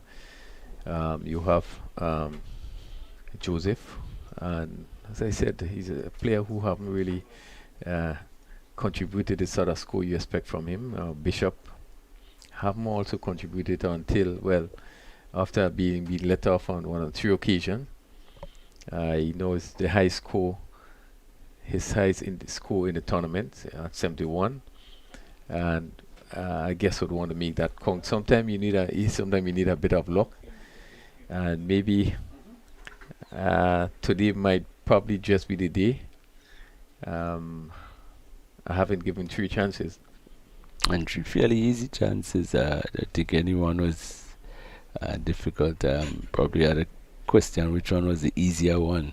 Well, I would think that the keeper's catch certainly was the easier one, or really should have been held. The one at cover, the player just had probably, yes, he got a hand, but it was not as easy as the one for the keeper. And the third one, the third one had long on. The guy had to run. I think he made good ground and got hit and just didn't hold on. So maybe today is probably his lucky day. And as was said by a number of us, that if he, on any given day that he does well, it's more than likely that the team that he plays for will win. We have Court Murray to come, and he's one of the other batsmen we know that has been doing very well. There's also Corey Celestine. So you are right in terms of 1 wicket can just change the course of things, as we would have seen yesterday afternoon with the fall of the wicket of O'Keefe. But yesterday game was, it's sort of difficult for me to put together how the batsmen wanting this small score continue to try to hit sixes and fours and get out. You could have seen a batsman playing forward and getting bowled or so. But these guys were trying to hit fours and sixes and continue to get out until the team. That was difficult to understand.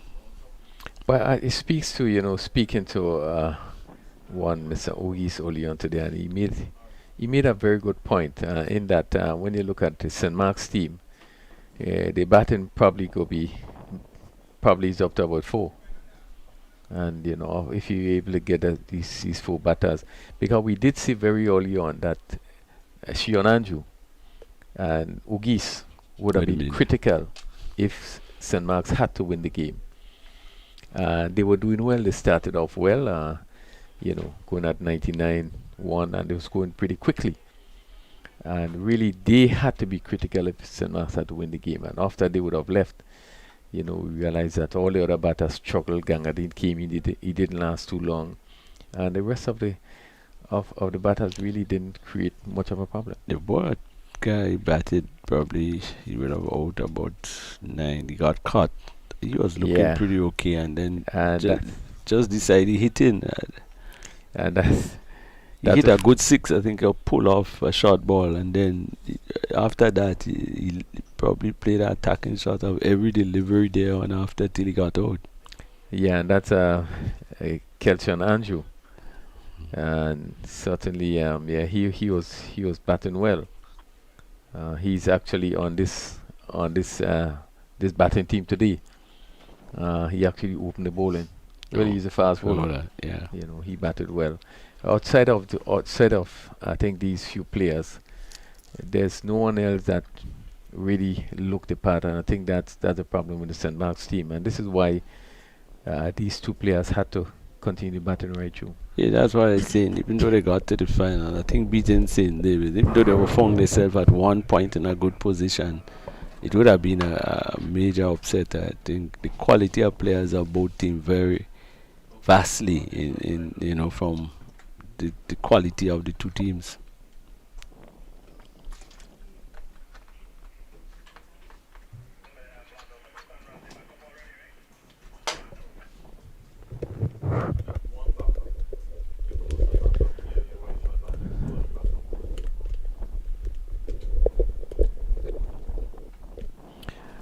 So we're about to resume. This look like Ogis. Let's see. Bishop is facing, and it look as Ogis gonna pick it up from that southern end. Well, field plays like Alex spinner, so let's see. Short delivery, hit down to the cover fielder on the boundary. Ogis and Bishop, a very good friend. As I said before, if you doesn't know and you look at both players, you sometimes are not able to determine which one is Bishop and which one is Ogis. Yeah. Very good friends.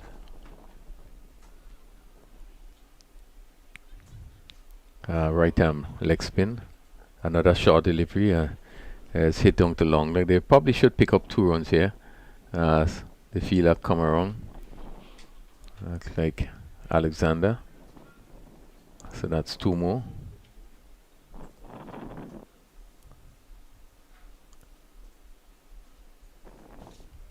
Joseph 24. This is wide and played on the offside. And it's good to hear the calling outside there. Bishop was pretty loud saying no. The ball also bounced quite a bit. Trying a few spinners that got ball to bounce that height.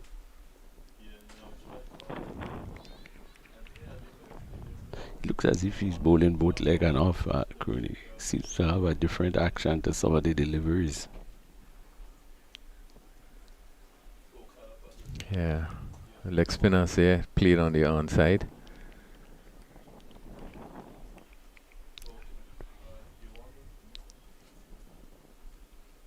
Another short delivery and play to backward point. Very quick over completed. Very good over too. Is he known as a sort of all-rounder in terms of, well, you know, his ability in his batting, but as a bowler also? Well, I think his main area asset is his batting. As a batsman that can bowl. We've seen him pick up a few wickets. I think he would have picked up about 5 wickets in the tournament. But I think his main area is being a batsman. But even at this level has been bowling well. Yeah, that's a pretty good over.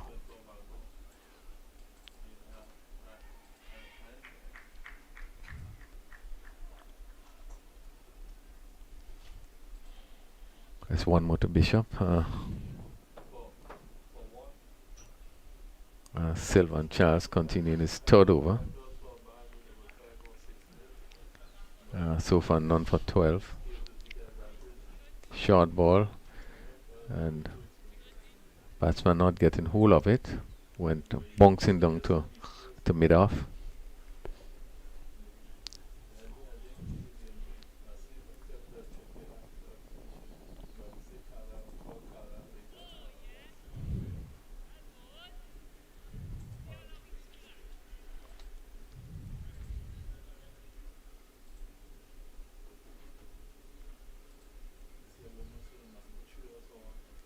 He's down the track again, driving.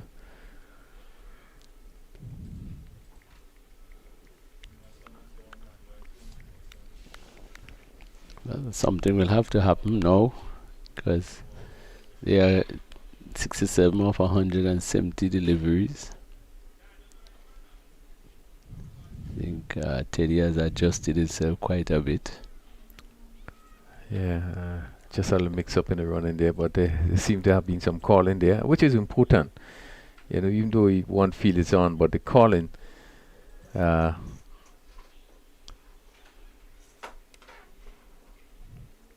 looking to force that Joseph there. But being kind of cramped as that ball just seemed to bounce a bit more. Went back to the bowler. Joseph is on 25 from 34 deliveries. Bishop 74 from 52 deliveries. At the end of the 22nd over, 140 for 2.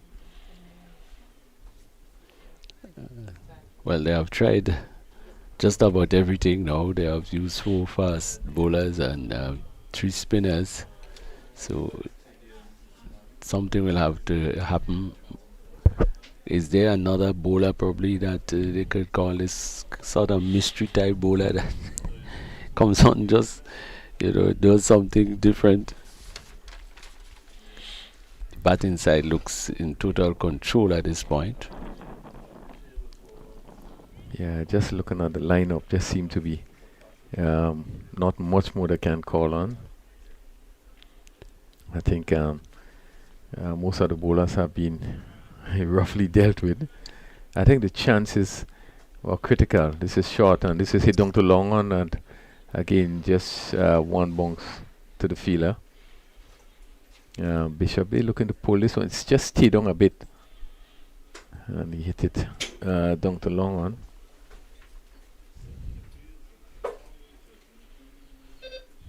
This is 141 for 2.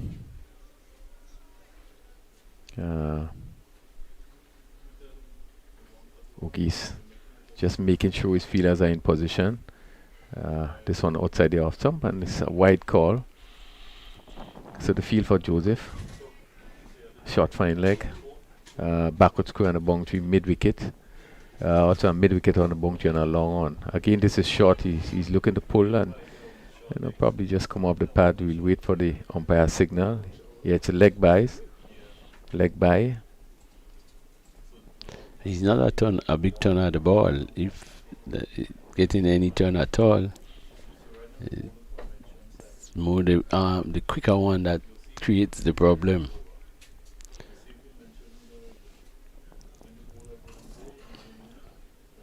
Short ball again, and that's pulling down to mid wicket. Not getting hold of it, and the long on fielder had to move to his right. So that's Another single to Bishop. Takes him to 76. This one is hit down to long on. Let's see that long off fielder is settling under it. Joseph was caught by long off, off the bowling of Ogis. And he will be very disappointed with that shot that he played. He went for 25. He had to reach for it. And really could not get power into it. And it went down to a long off position. And the fielder moving around. Very good catching technique. Yeah, and gets himself in good position. Mitchell, Rion Mitchell, has moved around and taken a easy catch. So we have lost the third wicket, and you know, after a good partnership, we never know what can happen. But now the score is 144 for 3 in 22.5 overs. Oh, well, a good wicket to get. It seems to be a stalemate, but let's hope that could put some sort of drive into them. Of course, Teddy is still there, Bishop is still there, but we have seen consistently in the tournament after a long stand, and a wicket tends to follow by a cluster. So let's, looks on anxiously to see what happens. You can see the experience in the bowling. You see the new batsman, and they have closed the field quite a bit. And this one is played down to third man position. That's Celestine, Corey Celestine. So that completes a successful over bowled by Ogis. And he has bowled 2 fairly good overs. He's pretty much on line. He's not a big turner or spinner of the ball, but he's pretty much on line, good length, and so the batsman risking the hand to try to clear him off the square, but I think he's fairly effective with. I'm not sure if he's not a big spinner of the ball for sure, but he's got good line and good length. So Bishop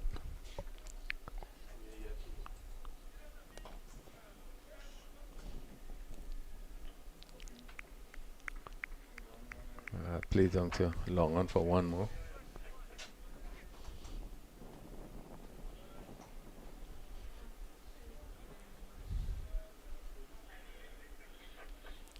Left-handed Celestine comes into strike.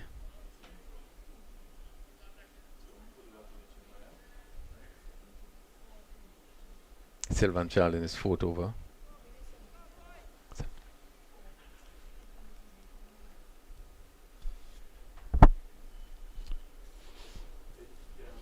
Outside the off stump, batsman allowed to go through.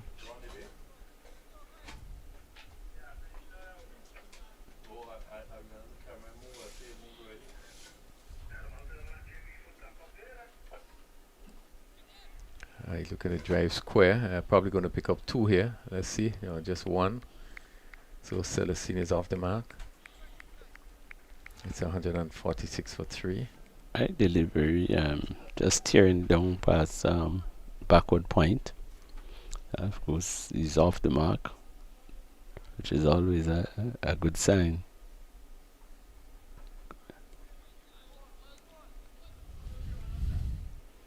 Well, it seems as Teddy decided that he's going to do it in singles. Take his time and push it around. Yeah, showing a little more discipline there. This one is pitch up and he's driving. Seem to go in the air. We look at it. Was it a chance? Probably look at the replay there as Bishop was looking to drive, and Ogis really dive into his right, and let's see if this really came out. Yeah, probably in the air. Let's see. Not too sure if he got a hand to it, but the ball was in the air. He didn't go along the ground. So it's 147 for 3. Just 59 needed of 156 more legal deliveries. Yeah, we just lost a wicket there after a partnership of some 74 runs. Um, and we are fully aware what happens after a long partnership. But not much runs to get. That's Ogis to Bishop, who puts it on the offside.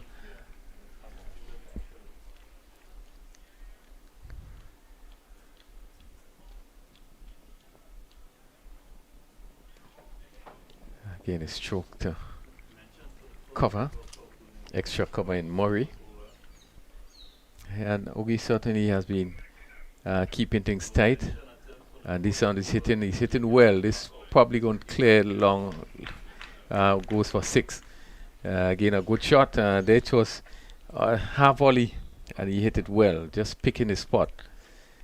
Despite there's a long off and there's a feeler cover on the wide cover boundary, he was able to clear them very easily.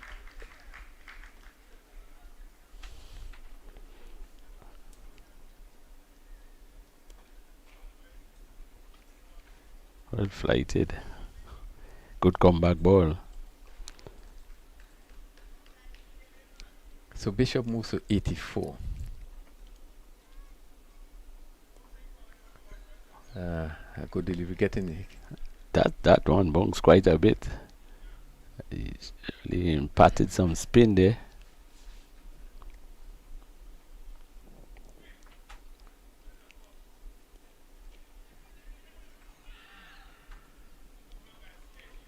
Yeah, probably just again looking to get a single at the end of the over. So we have 25 overs completed, just about the halfway mark. It's 153 for free, for 3, Bishop 84, and Celestine on 1. And the target is just 53.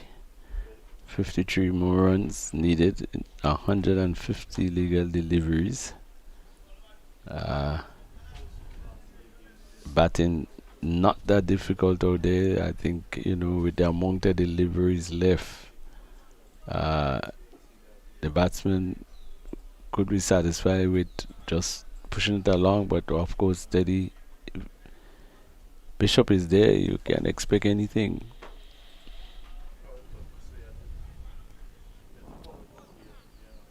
And Charlton is 5th over, so far none for 17. Ogis 3 overs, 1 for 12. Played down to long off by Celestine. So he's on 2.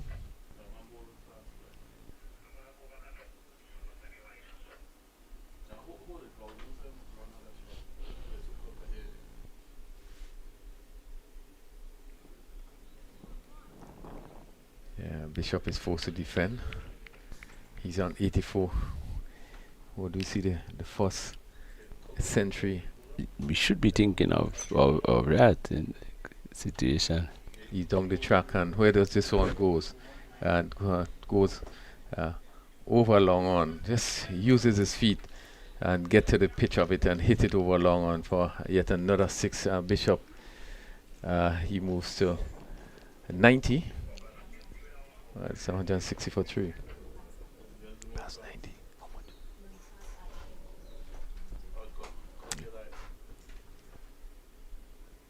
Down the track again. Not getting hold of this one.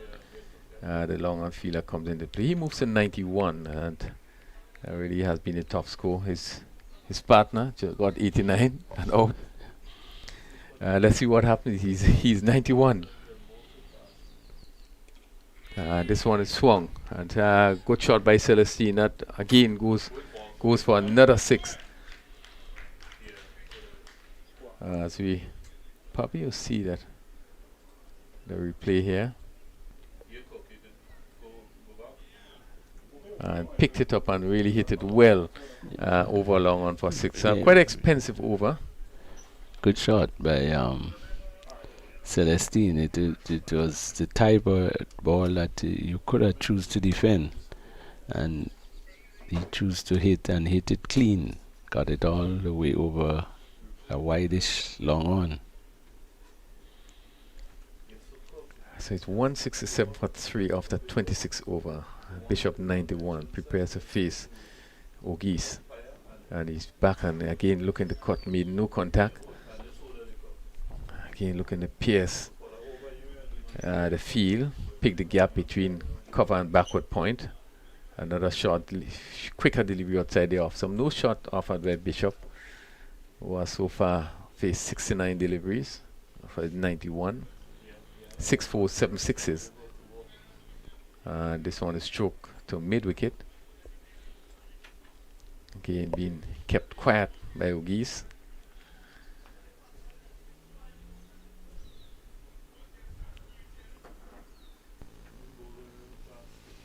Yeah, again he's coming forward and pushing in front of him. Again, good bowling by O'Geese. He's in his 4th over. And he's bowling pretty quick. His time between deliveries very, very quick. Kind of unsettled batsman.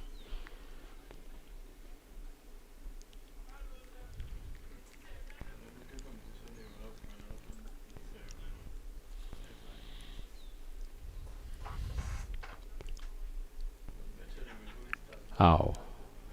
Well, surely he's decided to get a century probably by playing the ball along the carpet, because that one was probably behind his back, but he chose to play down with a straight bat, fairly straight bat to long on. Completes another over. 27 overs bowled, 168 for 3.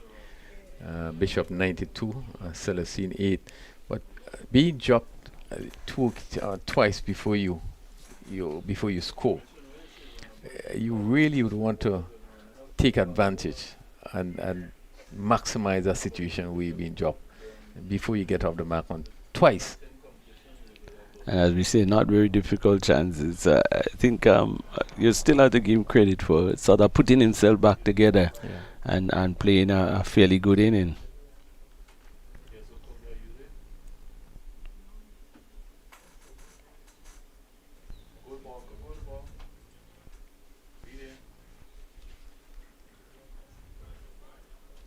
So one more to Bishop as Charles continues in 6 over. So far none for 32. Bishop 93, 169 for 3, 37 runs required.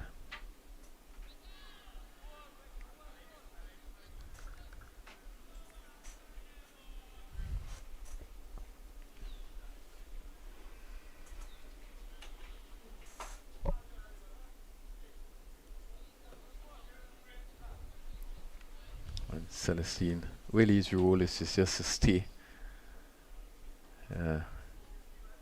with Bishop. Don't try anything rash. Again he's beaten. Appeal went up there. Appeal for stumping. He's not a big turner of the ball, and I think that's what's happening. The ball going just a hinder turn.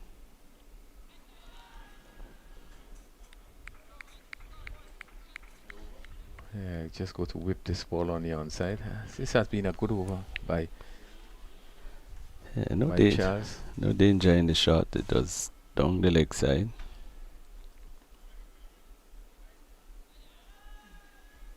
That completes the over. 169 for 3. I think the important thing from here on, besides winning the game, is whether Bishop could go on to his century, which will be the first in the competition. Yeah, I certainly will be the first. It will be interesting to see if he can get to that 3-figure mark. I can't remember him lately getting to that 3 figures. So he really would want to take the opportunity. He did admit at the toss that he has not done well, and I would want to do well in this game.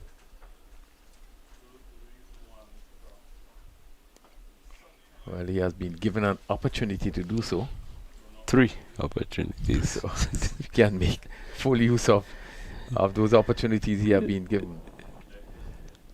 Ogis again, ball given some air, stroke down nicely down to long on, and he just needed a bit of respectability in his batting. That's all he need to do. That's all he need to do. You know, play Yeah. each ball on its merit. When things are tight, the delivery is good.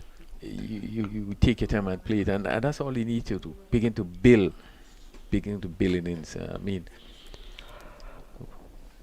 Yeah, he needs to get out the concept of I could do what I want. You know, you play the ball on its merit. against a stroke down to long off for one more, 171. Celestina's on 9.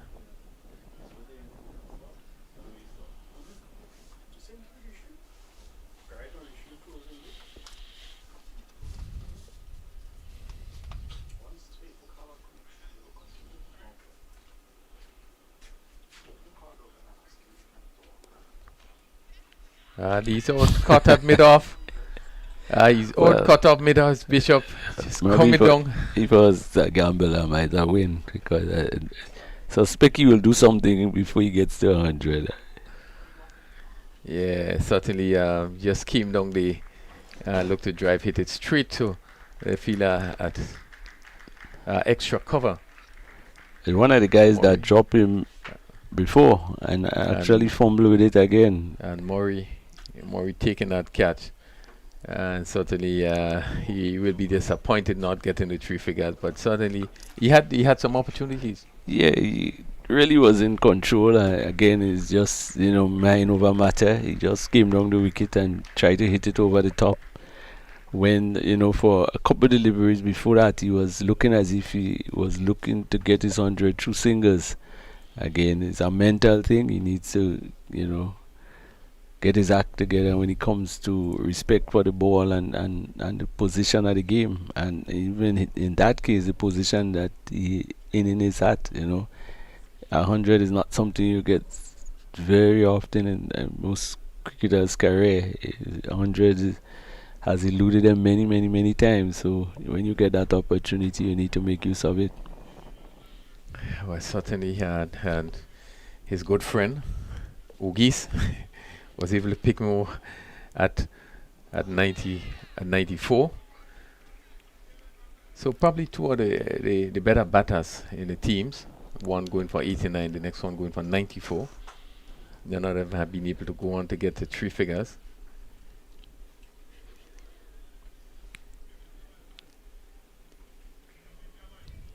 And Anju is Jevan Anju.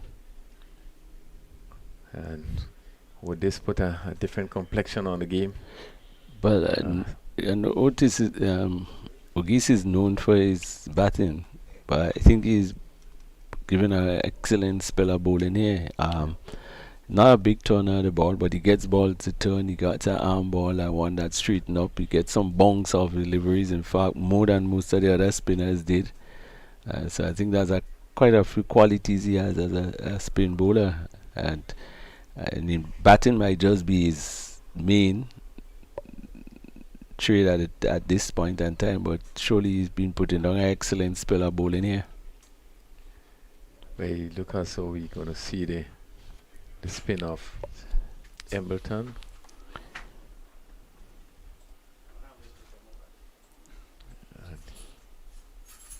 And he would be bowling to Celestine.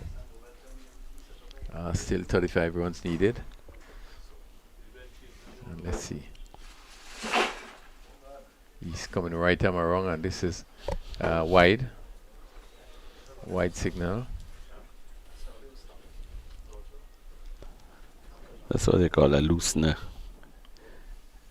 I think about Embleton, he probably would give you a chance, maybe a few bad balls here and there, but this is leg spinners. He's bowling.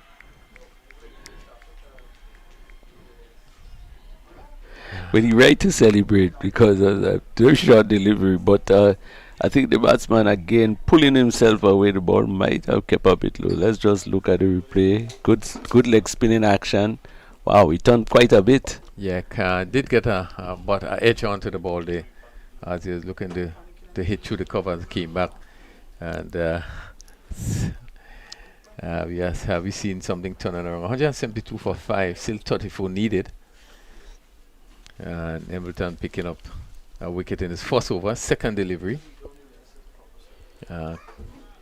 Corey Celestine. The comparison, the two deliveries he bowled could really confuse a batsman, because the first one looked like somebody that is not any top of the line bowler, full wide outside the off stump, and then the second one nearly a perfect delivery. I think caught the batsman, because the room the batsman gave himself, he didn't expect the ball to turn that much. Yeah. So Kurt Murray is going to partner Jevon Andrew. Both on 0. Both on 0, who have not faced a delivery. So we've seen a repeat of what happened yesterday. 34, Grooney. Only 34 left. Only 5 wickets to fall. Yeah, 125 deliveries still left. And now he goes over the wicket to bowl. This one is played back to the bowler. I'd like to see that ball pitch. I would have bring in the mid on and mid off a bit for the new batter. What now is an opportune time to just put some pressure. Yeah. Make the single very difficult. This is full to the bat, and again, Maurice looking to swing, make no contact, and it's signal wide. Now you have to make use of the bad deliveries.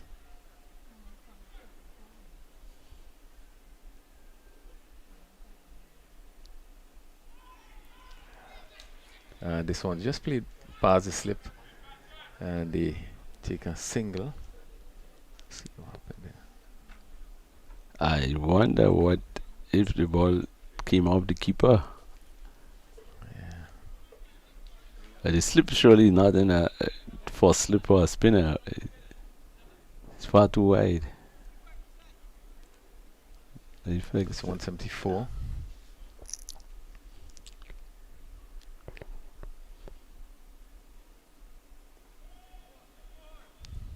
At the end, just one more delivery.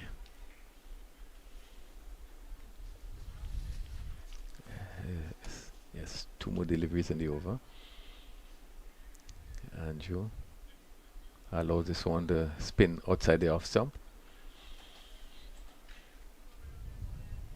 So just a bit of excitement. 5 wickets down for 174.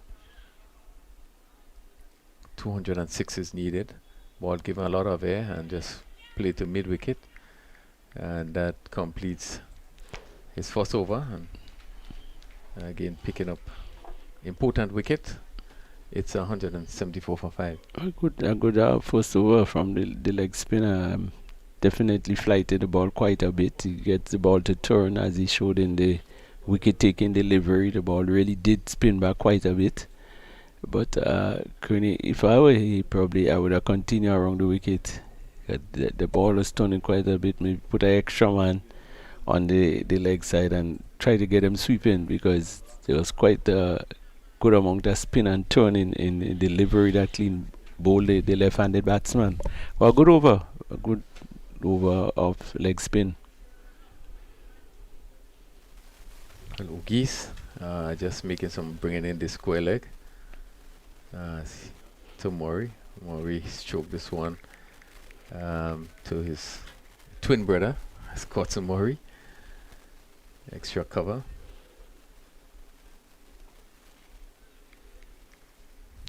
Feel like they're pretty close. Yeah. I'm just trying to make it difficult for the singles. Still have a deep backward square on the boundary. Quicker delivery. So we are going to see some, and this he's pushing on the onside again on Gainley. So Geese quickly into his 6th over. Really doesn't give you much chance to settle. Turns and comes at you very quick. The old days of the kind of Kentish and Hines thing. Turn whips come at you, you don't settle. Yeah, and as a batsman, you have to be able to pick that up, be able to stop and slow him up as he completes another quick over. 6 overs. Pick up to 2 for 15. As Team B stays on 174 for 5. Still 32, 114 deliveries, 32 more.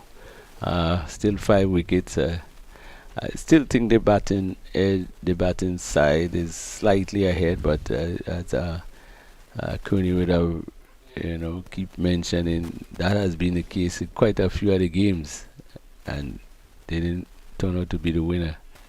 I use the right word, slightly ahead. Let me see how they're going back for 2 here. Good running. But Cooney, there is a player on the boundary. Yeah, there's. I think he certainly that's Dante Alexander will move pretty slow there. As you see, square leg having to run back. This one is hit down the ground.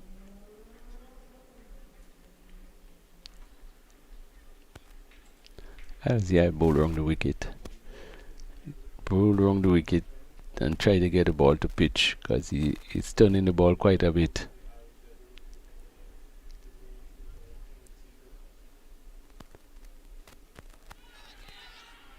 And he's out. Yeah, 177 now for 6. Full toss and plays straight to mid wicket. Gained by Murray. Another wicket goes. And certainly you've seen a turn of the tide as we look at the replay here. Just casually played it to mid wicket. And the catch accepted by his brother, Cousin Murray. And I could tell you there will be some discussion when he reaches home. And that would not have happened many times in cricket, where you are being caught by your twin brother. And he took a good catch. He had to launch forward. Yeah, because I think the ball died on him a bit. It was again, he's a pretty slow bowler, so the ball will not have much momentum off the bat. And he didn't really put any force into it. He just pushed the bat, and the ball just seems to lob to the man at the mid wicket. But it's good that the pressure they feel inside seems to apply, and it's creating some doubts in the batsman's mind as to what to do, if to play shots or to look for the singles. And I think that is a good example of what happened there, where he got caught in two minds, whether to hit it away or just turn it away. And as we saw what happened. I think one of the other things we want, as we know, with spinners bowling and giving the ball a lot of air as you come down to the lower half of the batting, does create a challenge. And a delivery, one felt you could have just come forward easily and hit on the full toss and place anyway. But I think the pressure, the thing about you're giving the ball a lot of air, the batsman now have to think and take him a little longer to make the assessment or his judgment. And sometimes that creates a lot of problems. As you see, both players just seem to be struggling a bit. Yeah, definitely. The high looping ball, he's still not getting it to drop just yet, but he's definitely flighting the ball quite a bit. 178 it is, and another full toss, and where this goes, and this one will go down to the boundary for 4. Beating the man at backward square, and we've seen a signal in terms of height. Yeah, the square leg umpire did kind of signal height, not picked up by the presiding umpire. So it's not on the ball as we look at the replay here. Definitely was right call by the square leg umpire, but not picked up by the presiding umpire. 4 more runs, 182. The square leg should have been on the boundary and not the mid wicket. Pacey bowling, they would pull him square more often. Short delivery and hit pass cover, and this going to go not going to go into the boundary, but they probably would pick up 2 and possibly 3. No. Just 2. So that certainly has released the pressure a bit. Andrew. Yes, he probably one more over, but I would have looked to bring back the pacer that created the problem at the start of the inning, because you're down to 7 and 8. Yeah, I think a good move. No, the batsman. I think Ogie should continue at that end of the. And now you probably know that Embleton has picked up 2 wickets. He bring you back into the game. So you want to tighten things now. Just put a little pressure. And again, having your fastest bowler come against the players at the bottom half, could be the way to go. Yeah, I would have do that. Put one person back, as as we said when we were looking at the list, to see somebody that will come and pick up a wicket, but already a frontline bowler. And I think he did a good job there. But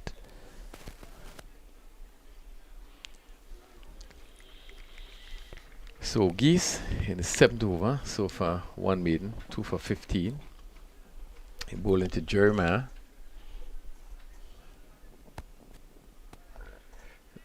He plays it to cover. Embleton.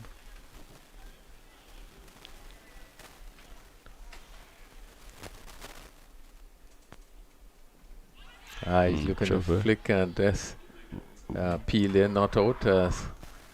As you're looking to turn it on the onside. Let's look at the replay here.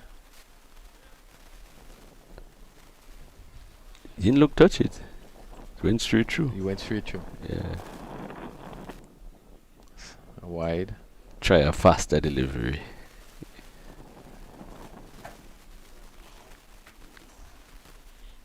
Just call for patience in this situation. Dead ball signal. That's what we were talking about. He turns so quick that the batsman really has to be on alert.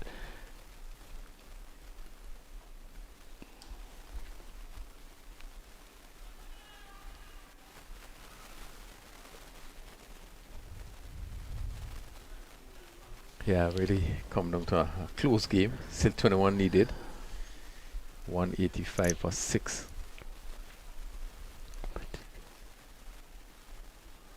But the field inside set the field with no cover. Yeah, no cover for the inside fielders, which is particularly the left-hander batting to.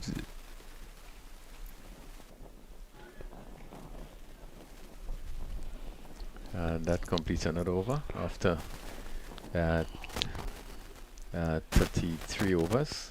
Is 185 So let's for see 6. what they are going to do. Will they go for the change or continue with?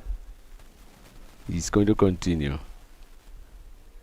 I think the field, even though he's continuing, the field should not be as close in as Ogis is bowling. He bowls a lot more loose deliveries, and you need protection. Tyrone Charles just coming down to long off. As Andrew prepared the face, and he would know Embleton, they obviously plays together for St. George's. And he allowed this one to go down the leg side. And look at the offside field. Everybody basically inside the circle to the spinner. I would just have a little bit of cover. short delivery and hit straight to short mid off or short extra cover.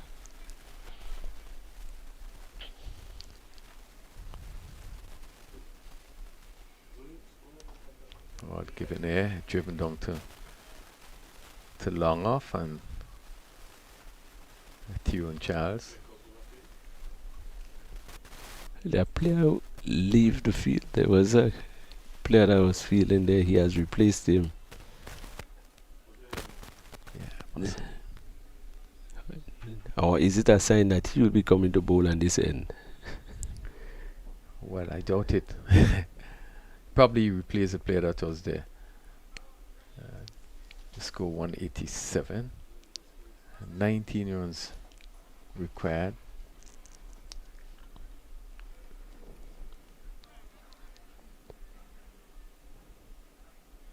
Good delivery.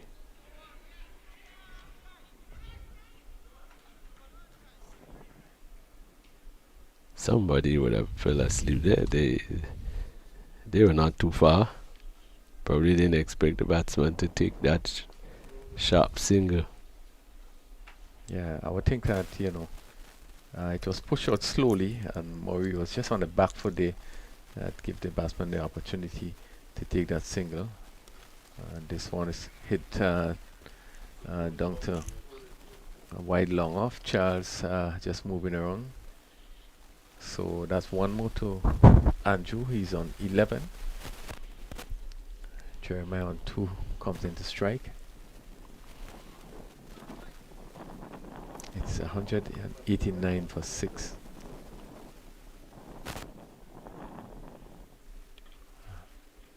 Displayed back to the bowler, and that the end of another over. Bijan Embleton, 3 overs, no being 17 runs, 2 wickets. Good figures. He has not bowled that badly. He has at least attempting to fly the ball. He gets some turn. I think what he needs to work on now is in terms of pitching the ball in the right line, in the right parts of the pitch, Yes, he's turning, but he seems to be just about all over the place at this time. But of course, the youth players, they just need to work. So Ogason is 8 over so far, 2 for 16. And Jevananju, 11. This ball is split to cover, and you'll see he continues to get turn and bunks there. As we see Ambleton moving now to that cover area. So well packed offside field with that bounce and turn. I thought he would have been coming in a gully because yes, still unsure where he's going to settle. He's at point. And very interesting position. This ball comes off the pad, maybe off the pad of the bat. They're going to come for 1, come back for 2. We'll just wait and see the signal.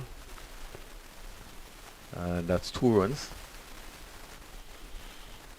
Move the score to 191. 2 for Andrew moves to 13.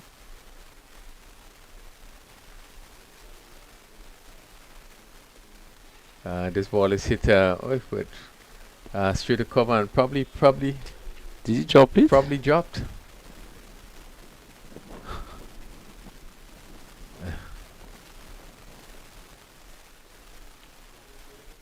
No, if we didn't see the replay. Yeah, bowling so quickly doesn't give us time to look at the replay. This is driven again, just past the slip, and they're going to run very close to the boundary. They probably pick up another 2. That's 2 more to Andrews. He moves to 15. It's 193 for 6. And one will take Ali. That certainly 13.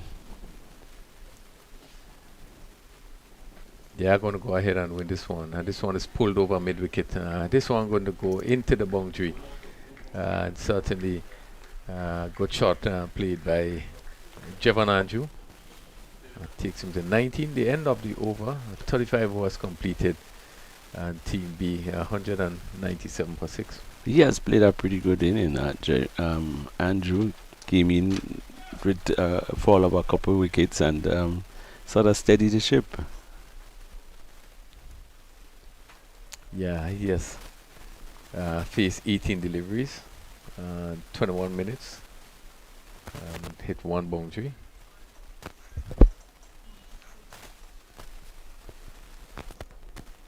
So this All-Stars game, Team B, requiring 206 for victory. Embleton continues, right arm around the wicket, and I think they probably now would have resigned.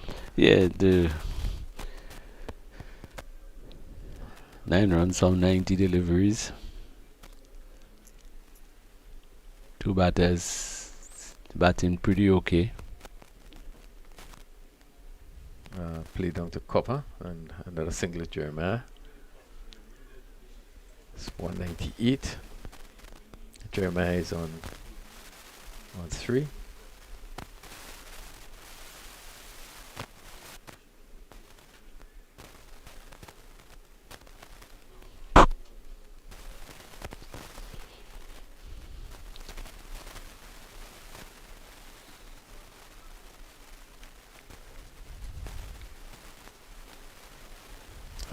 Pushes on the offside.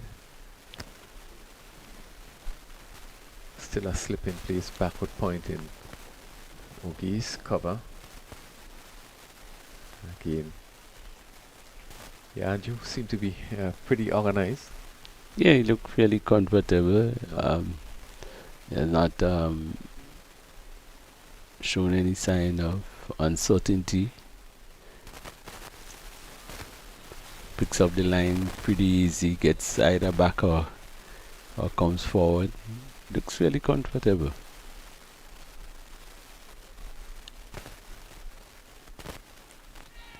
And he's hitting that one to cover. Good catch, and that looked like, once again, looked like Murray. That was a good catch, but again, they say commentators, cause gets back, and just when he looked as if he, there was in no hurry or so, just to win the game, just 8 runs left, he decided to attack. That's Tyron Charles who ticked out that catch. And probably we could just ask in terms of know that he got to this stage that the bowler picking up 3 wickets and only bowling 3 overs, and probably why the spinners didn't come on a bit earlier. In fact, the last 2 spinners is the one that really seem to have created a bit of problem. Yeah, so catch shaken by Sylvan Charles. It's 7 for 198. And Andrew, caught by Charles Bull Embleton. He picked up his 3rd wicket. He's one of the guys that mom and dad is always present at the game. This spinner, so they might be pretty happy. And Andrew went for 19. Catch on Andrew as a fast bowler, opening fast bowler. Played a good hand batting yesterday afternoon for St. Mark's. Just was not able to pull it through. He's again required to pull it through for his team. As we see his field well spread out, long off, long on, right back on the boundary. I wonder if he has that defensive mentality. Certainly defend the first delivery, pushes on the offside. So we have 3 fielders back on the boundary. Long off mid wicket. Normal mid wicket and a forward square leg. Short delivery, and this hit past Charles, and this is going to run very close to the boundary. It being stopped, and the batsman picked up 2 runs. So that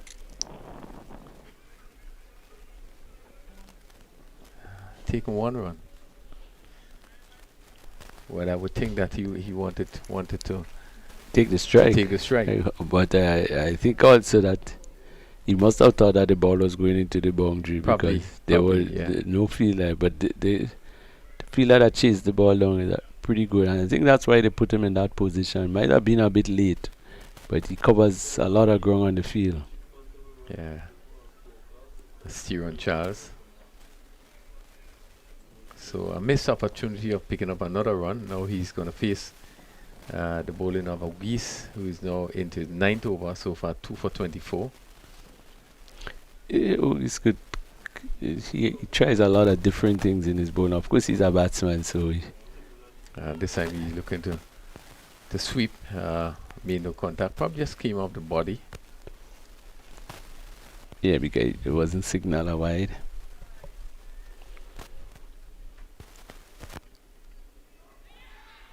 He's coming forward, beating that ball. They seem to be turning away from him. A good delivery. See the leg spinner. Yeah. Good delivery turning away from Andrews. So he's 7 from 199. Still not over yet.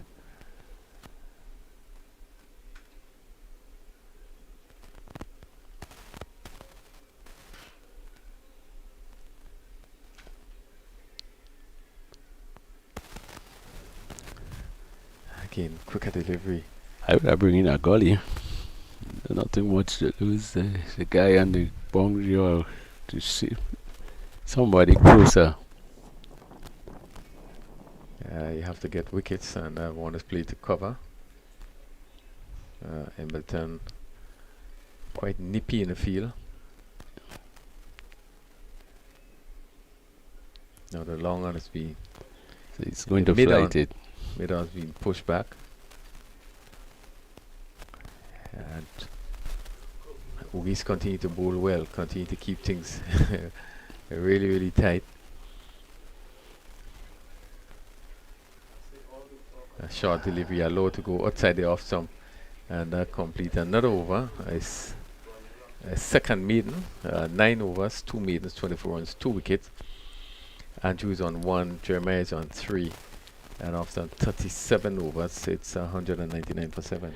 I think probably at this stage, the fielding side probably will, of course, they drop catches, but I thought that the spinners, they just a bit too long to be introduced into the attack. We were wondering, and when they did, they created problems. But I think the Mattrell probably had gone just a bit too far ahead of them.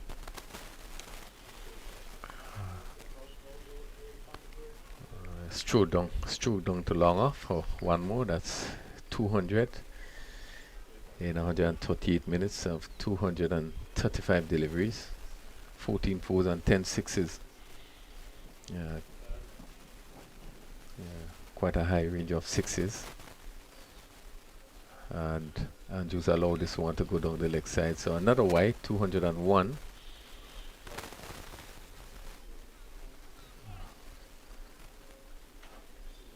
So just 5 needed.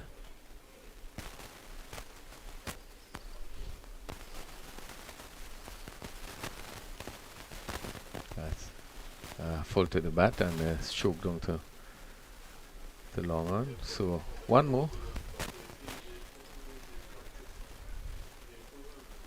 That's 202.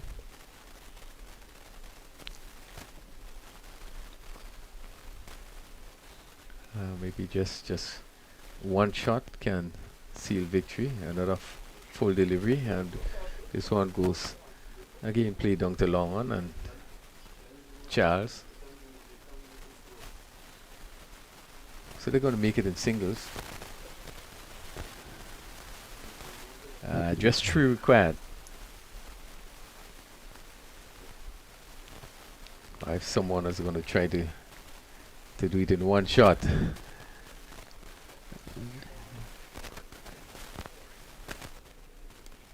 No, I think now they definitely decide to take it in singles, because that was a very high full toss and probably could have hit any part of the park. Choose to play it back down along the pitch.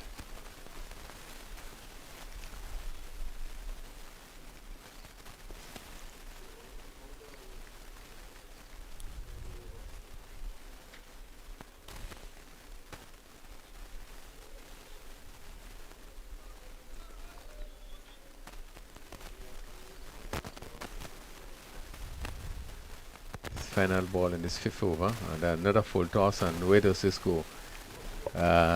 Square leg, really we're looking for that to go down to the boundary, didn't make use of it, so that completes the 38 over. 203 for 7. I think it's just a formality now. The batters, even though it probably is 8 and 9, they still has some batting qualities in them. So I expect anything probably, on Drew. The two bowlers are bowling well, but not very penetrative. The good line, good length, but not the sort of mystery bowler that you have difficulty in reading. So I think it's just a formality. He's trying a lot of things in terms of field placing and squeezing the players and so forth, but it all show the knowledge and experience in the game. He's into his 10th over. So a good spell, 2 for 24. The big wicket of Bishop.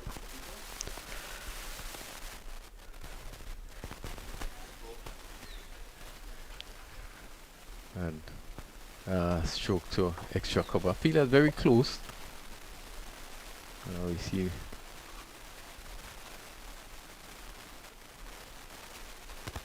again forcing the batsman to defend. Jeremiah.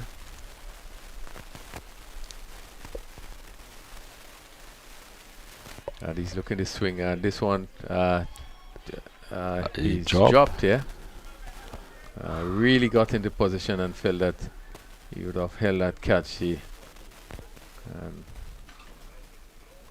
just fell out.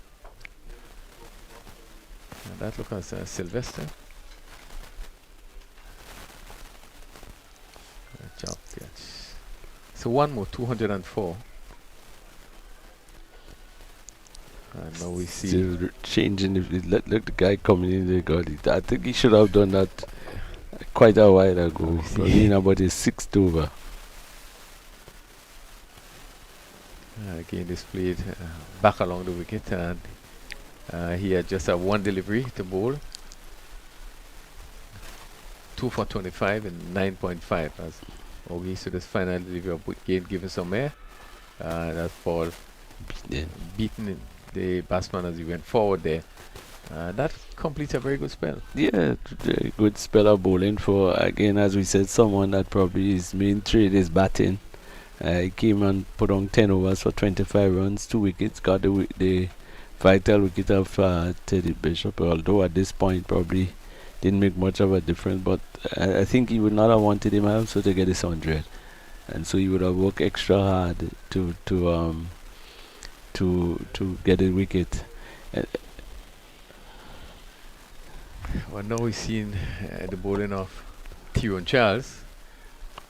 Probably a bit late. Yeah, I think 3-4 overs late. Probably with the score at 20 or so. He should have, when the 2 quick wickets fell, he should have been reintroduced into the attack. There's no question about that.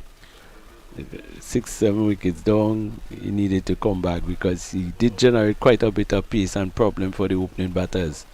It's true he's a older ball now, but again he's back now and the field spread. The singles are available anywhere. Push Young long on for 1. It's difficult that I probably would have just bring on a bowler that has not bowled yet. Somebody who is just 2 runs needed. I think that, and then he comes back into the attack with the fielders spread so deep with 2 runs needed. Literally any way you play the ball is a run. Well, the scores are even, and you still have fielders on the boundary. Yeah. Everybody should be. They must have miscalculated something there in the game.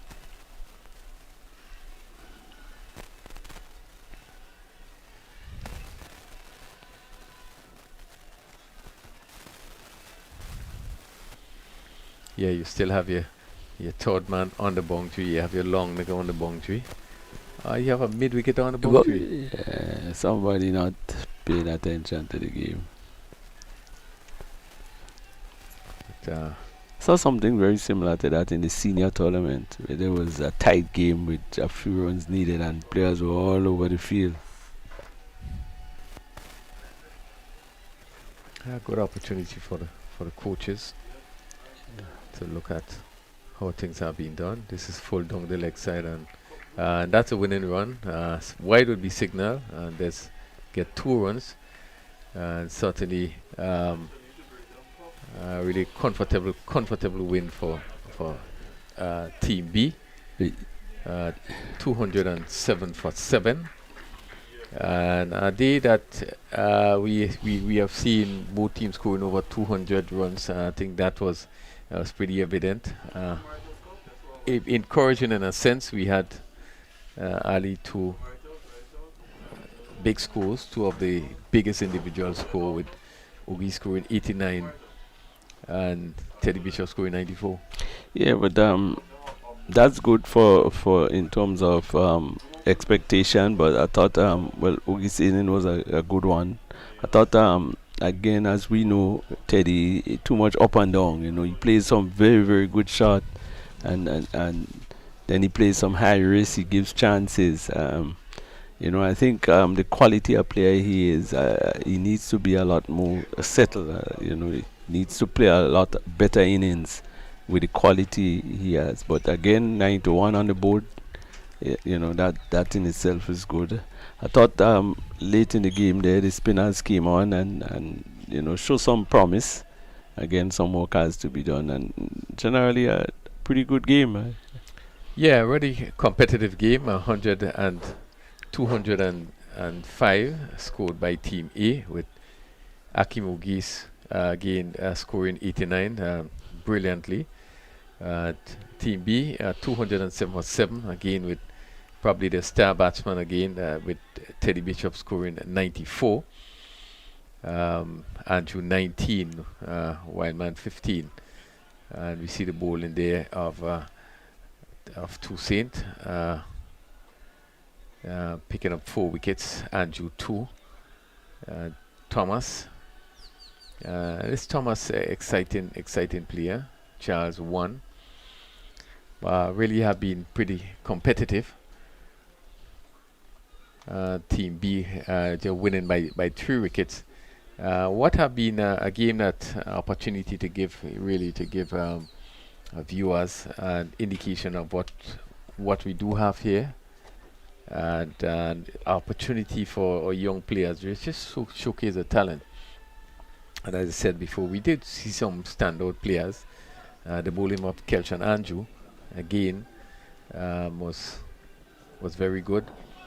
And I think all in all, I think it's a game that would have achieved maybe some of the goals that you'd have wanted to see, as the players were again given an opportunity. Yeah, and I think is these other games we need a lot more of, where the top quality batsmen and bowlers comes up against each other. Yeah. 'Cause even at the parish level, you find 1-2 batsmen, 1-2 bowlers, but with this, you get 4-5, probably 3-4 bowlers at you, 5-6 batsmen, Yeah. and this could only goes well for the development of these players. Yes, certainly. I certainly agree with you. So we come to the end of today's game. It's actually the final game in this under 19 tournament, as we had the best of the best competing against each other. And certainly we want to thank you viewers for viewing, for being a part of this game. And certainly as we go forward with probably intended a lot more cricket to come, we hope that you will continue to join us. We do want to thank especially the sponsors who helped to make this the final and this game a reality. Republic Bank for a continued contribution to Grenada Cricket Association.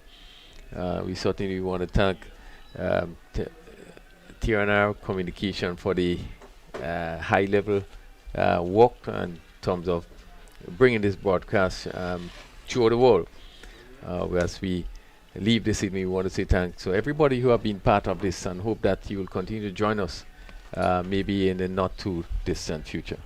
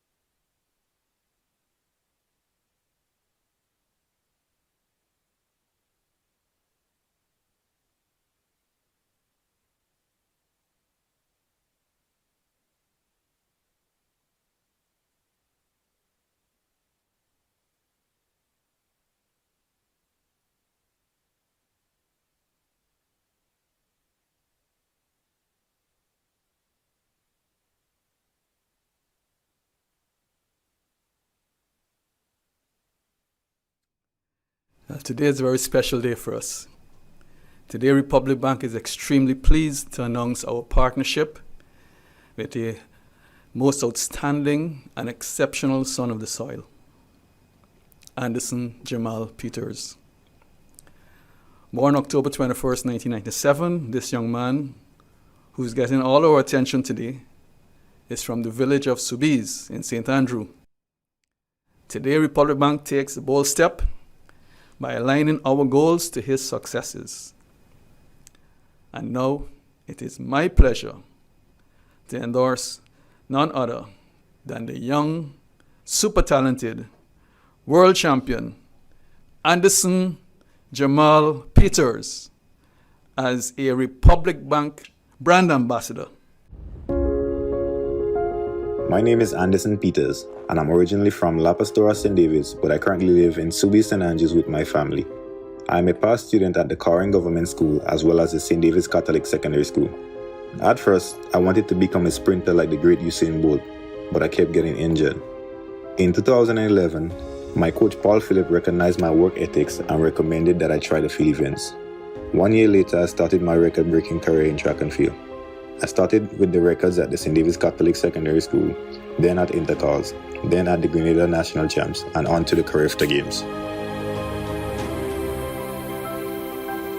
At the beginning of my career, I had no idea that track and field was such a huge international sport. I didn't even know what the Carifta game was until Coach Paul explained it to me. In 2012, I made my first Carifta team, and I had the opportunity to witness Trinidad's Keyshawn Walcott become the under-20 champion. At the time, I never knew javelin could fly that far. I was motivated to compete in my category to actually see how far I could throw mine. In doing so, I was able to become the under-17 champion and record holder. I went on to become 5-time gold medalist and record holder in the javelin. I had dreams of winning every title there was. Those dreams led me to become 5-time Carifta champion and still current record holder, World Junior Bronze medalist, Commonwealth Bronze medalist, 2-time SEC champion and record holder, 2-time NCAA champion and record holder, Pan American Games champion and record holder. I'm pretty satisfied with the results that I've been putting up while still abiding by the COVID-19 protocols. I'm certainly looking forward to making my first appearance in the Olympic Games and battling with the best javelin throwers around the world for the Olympic title.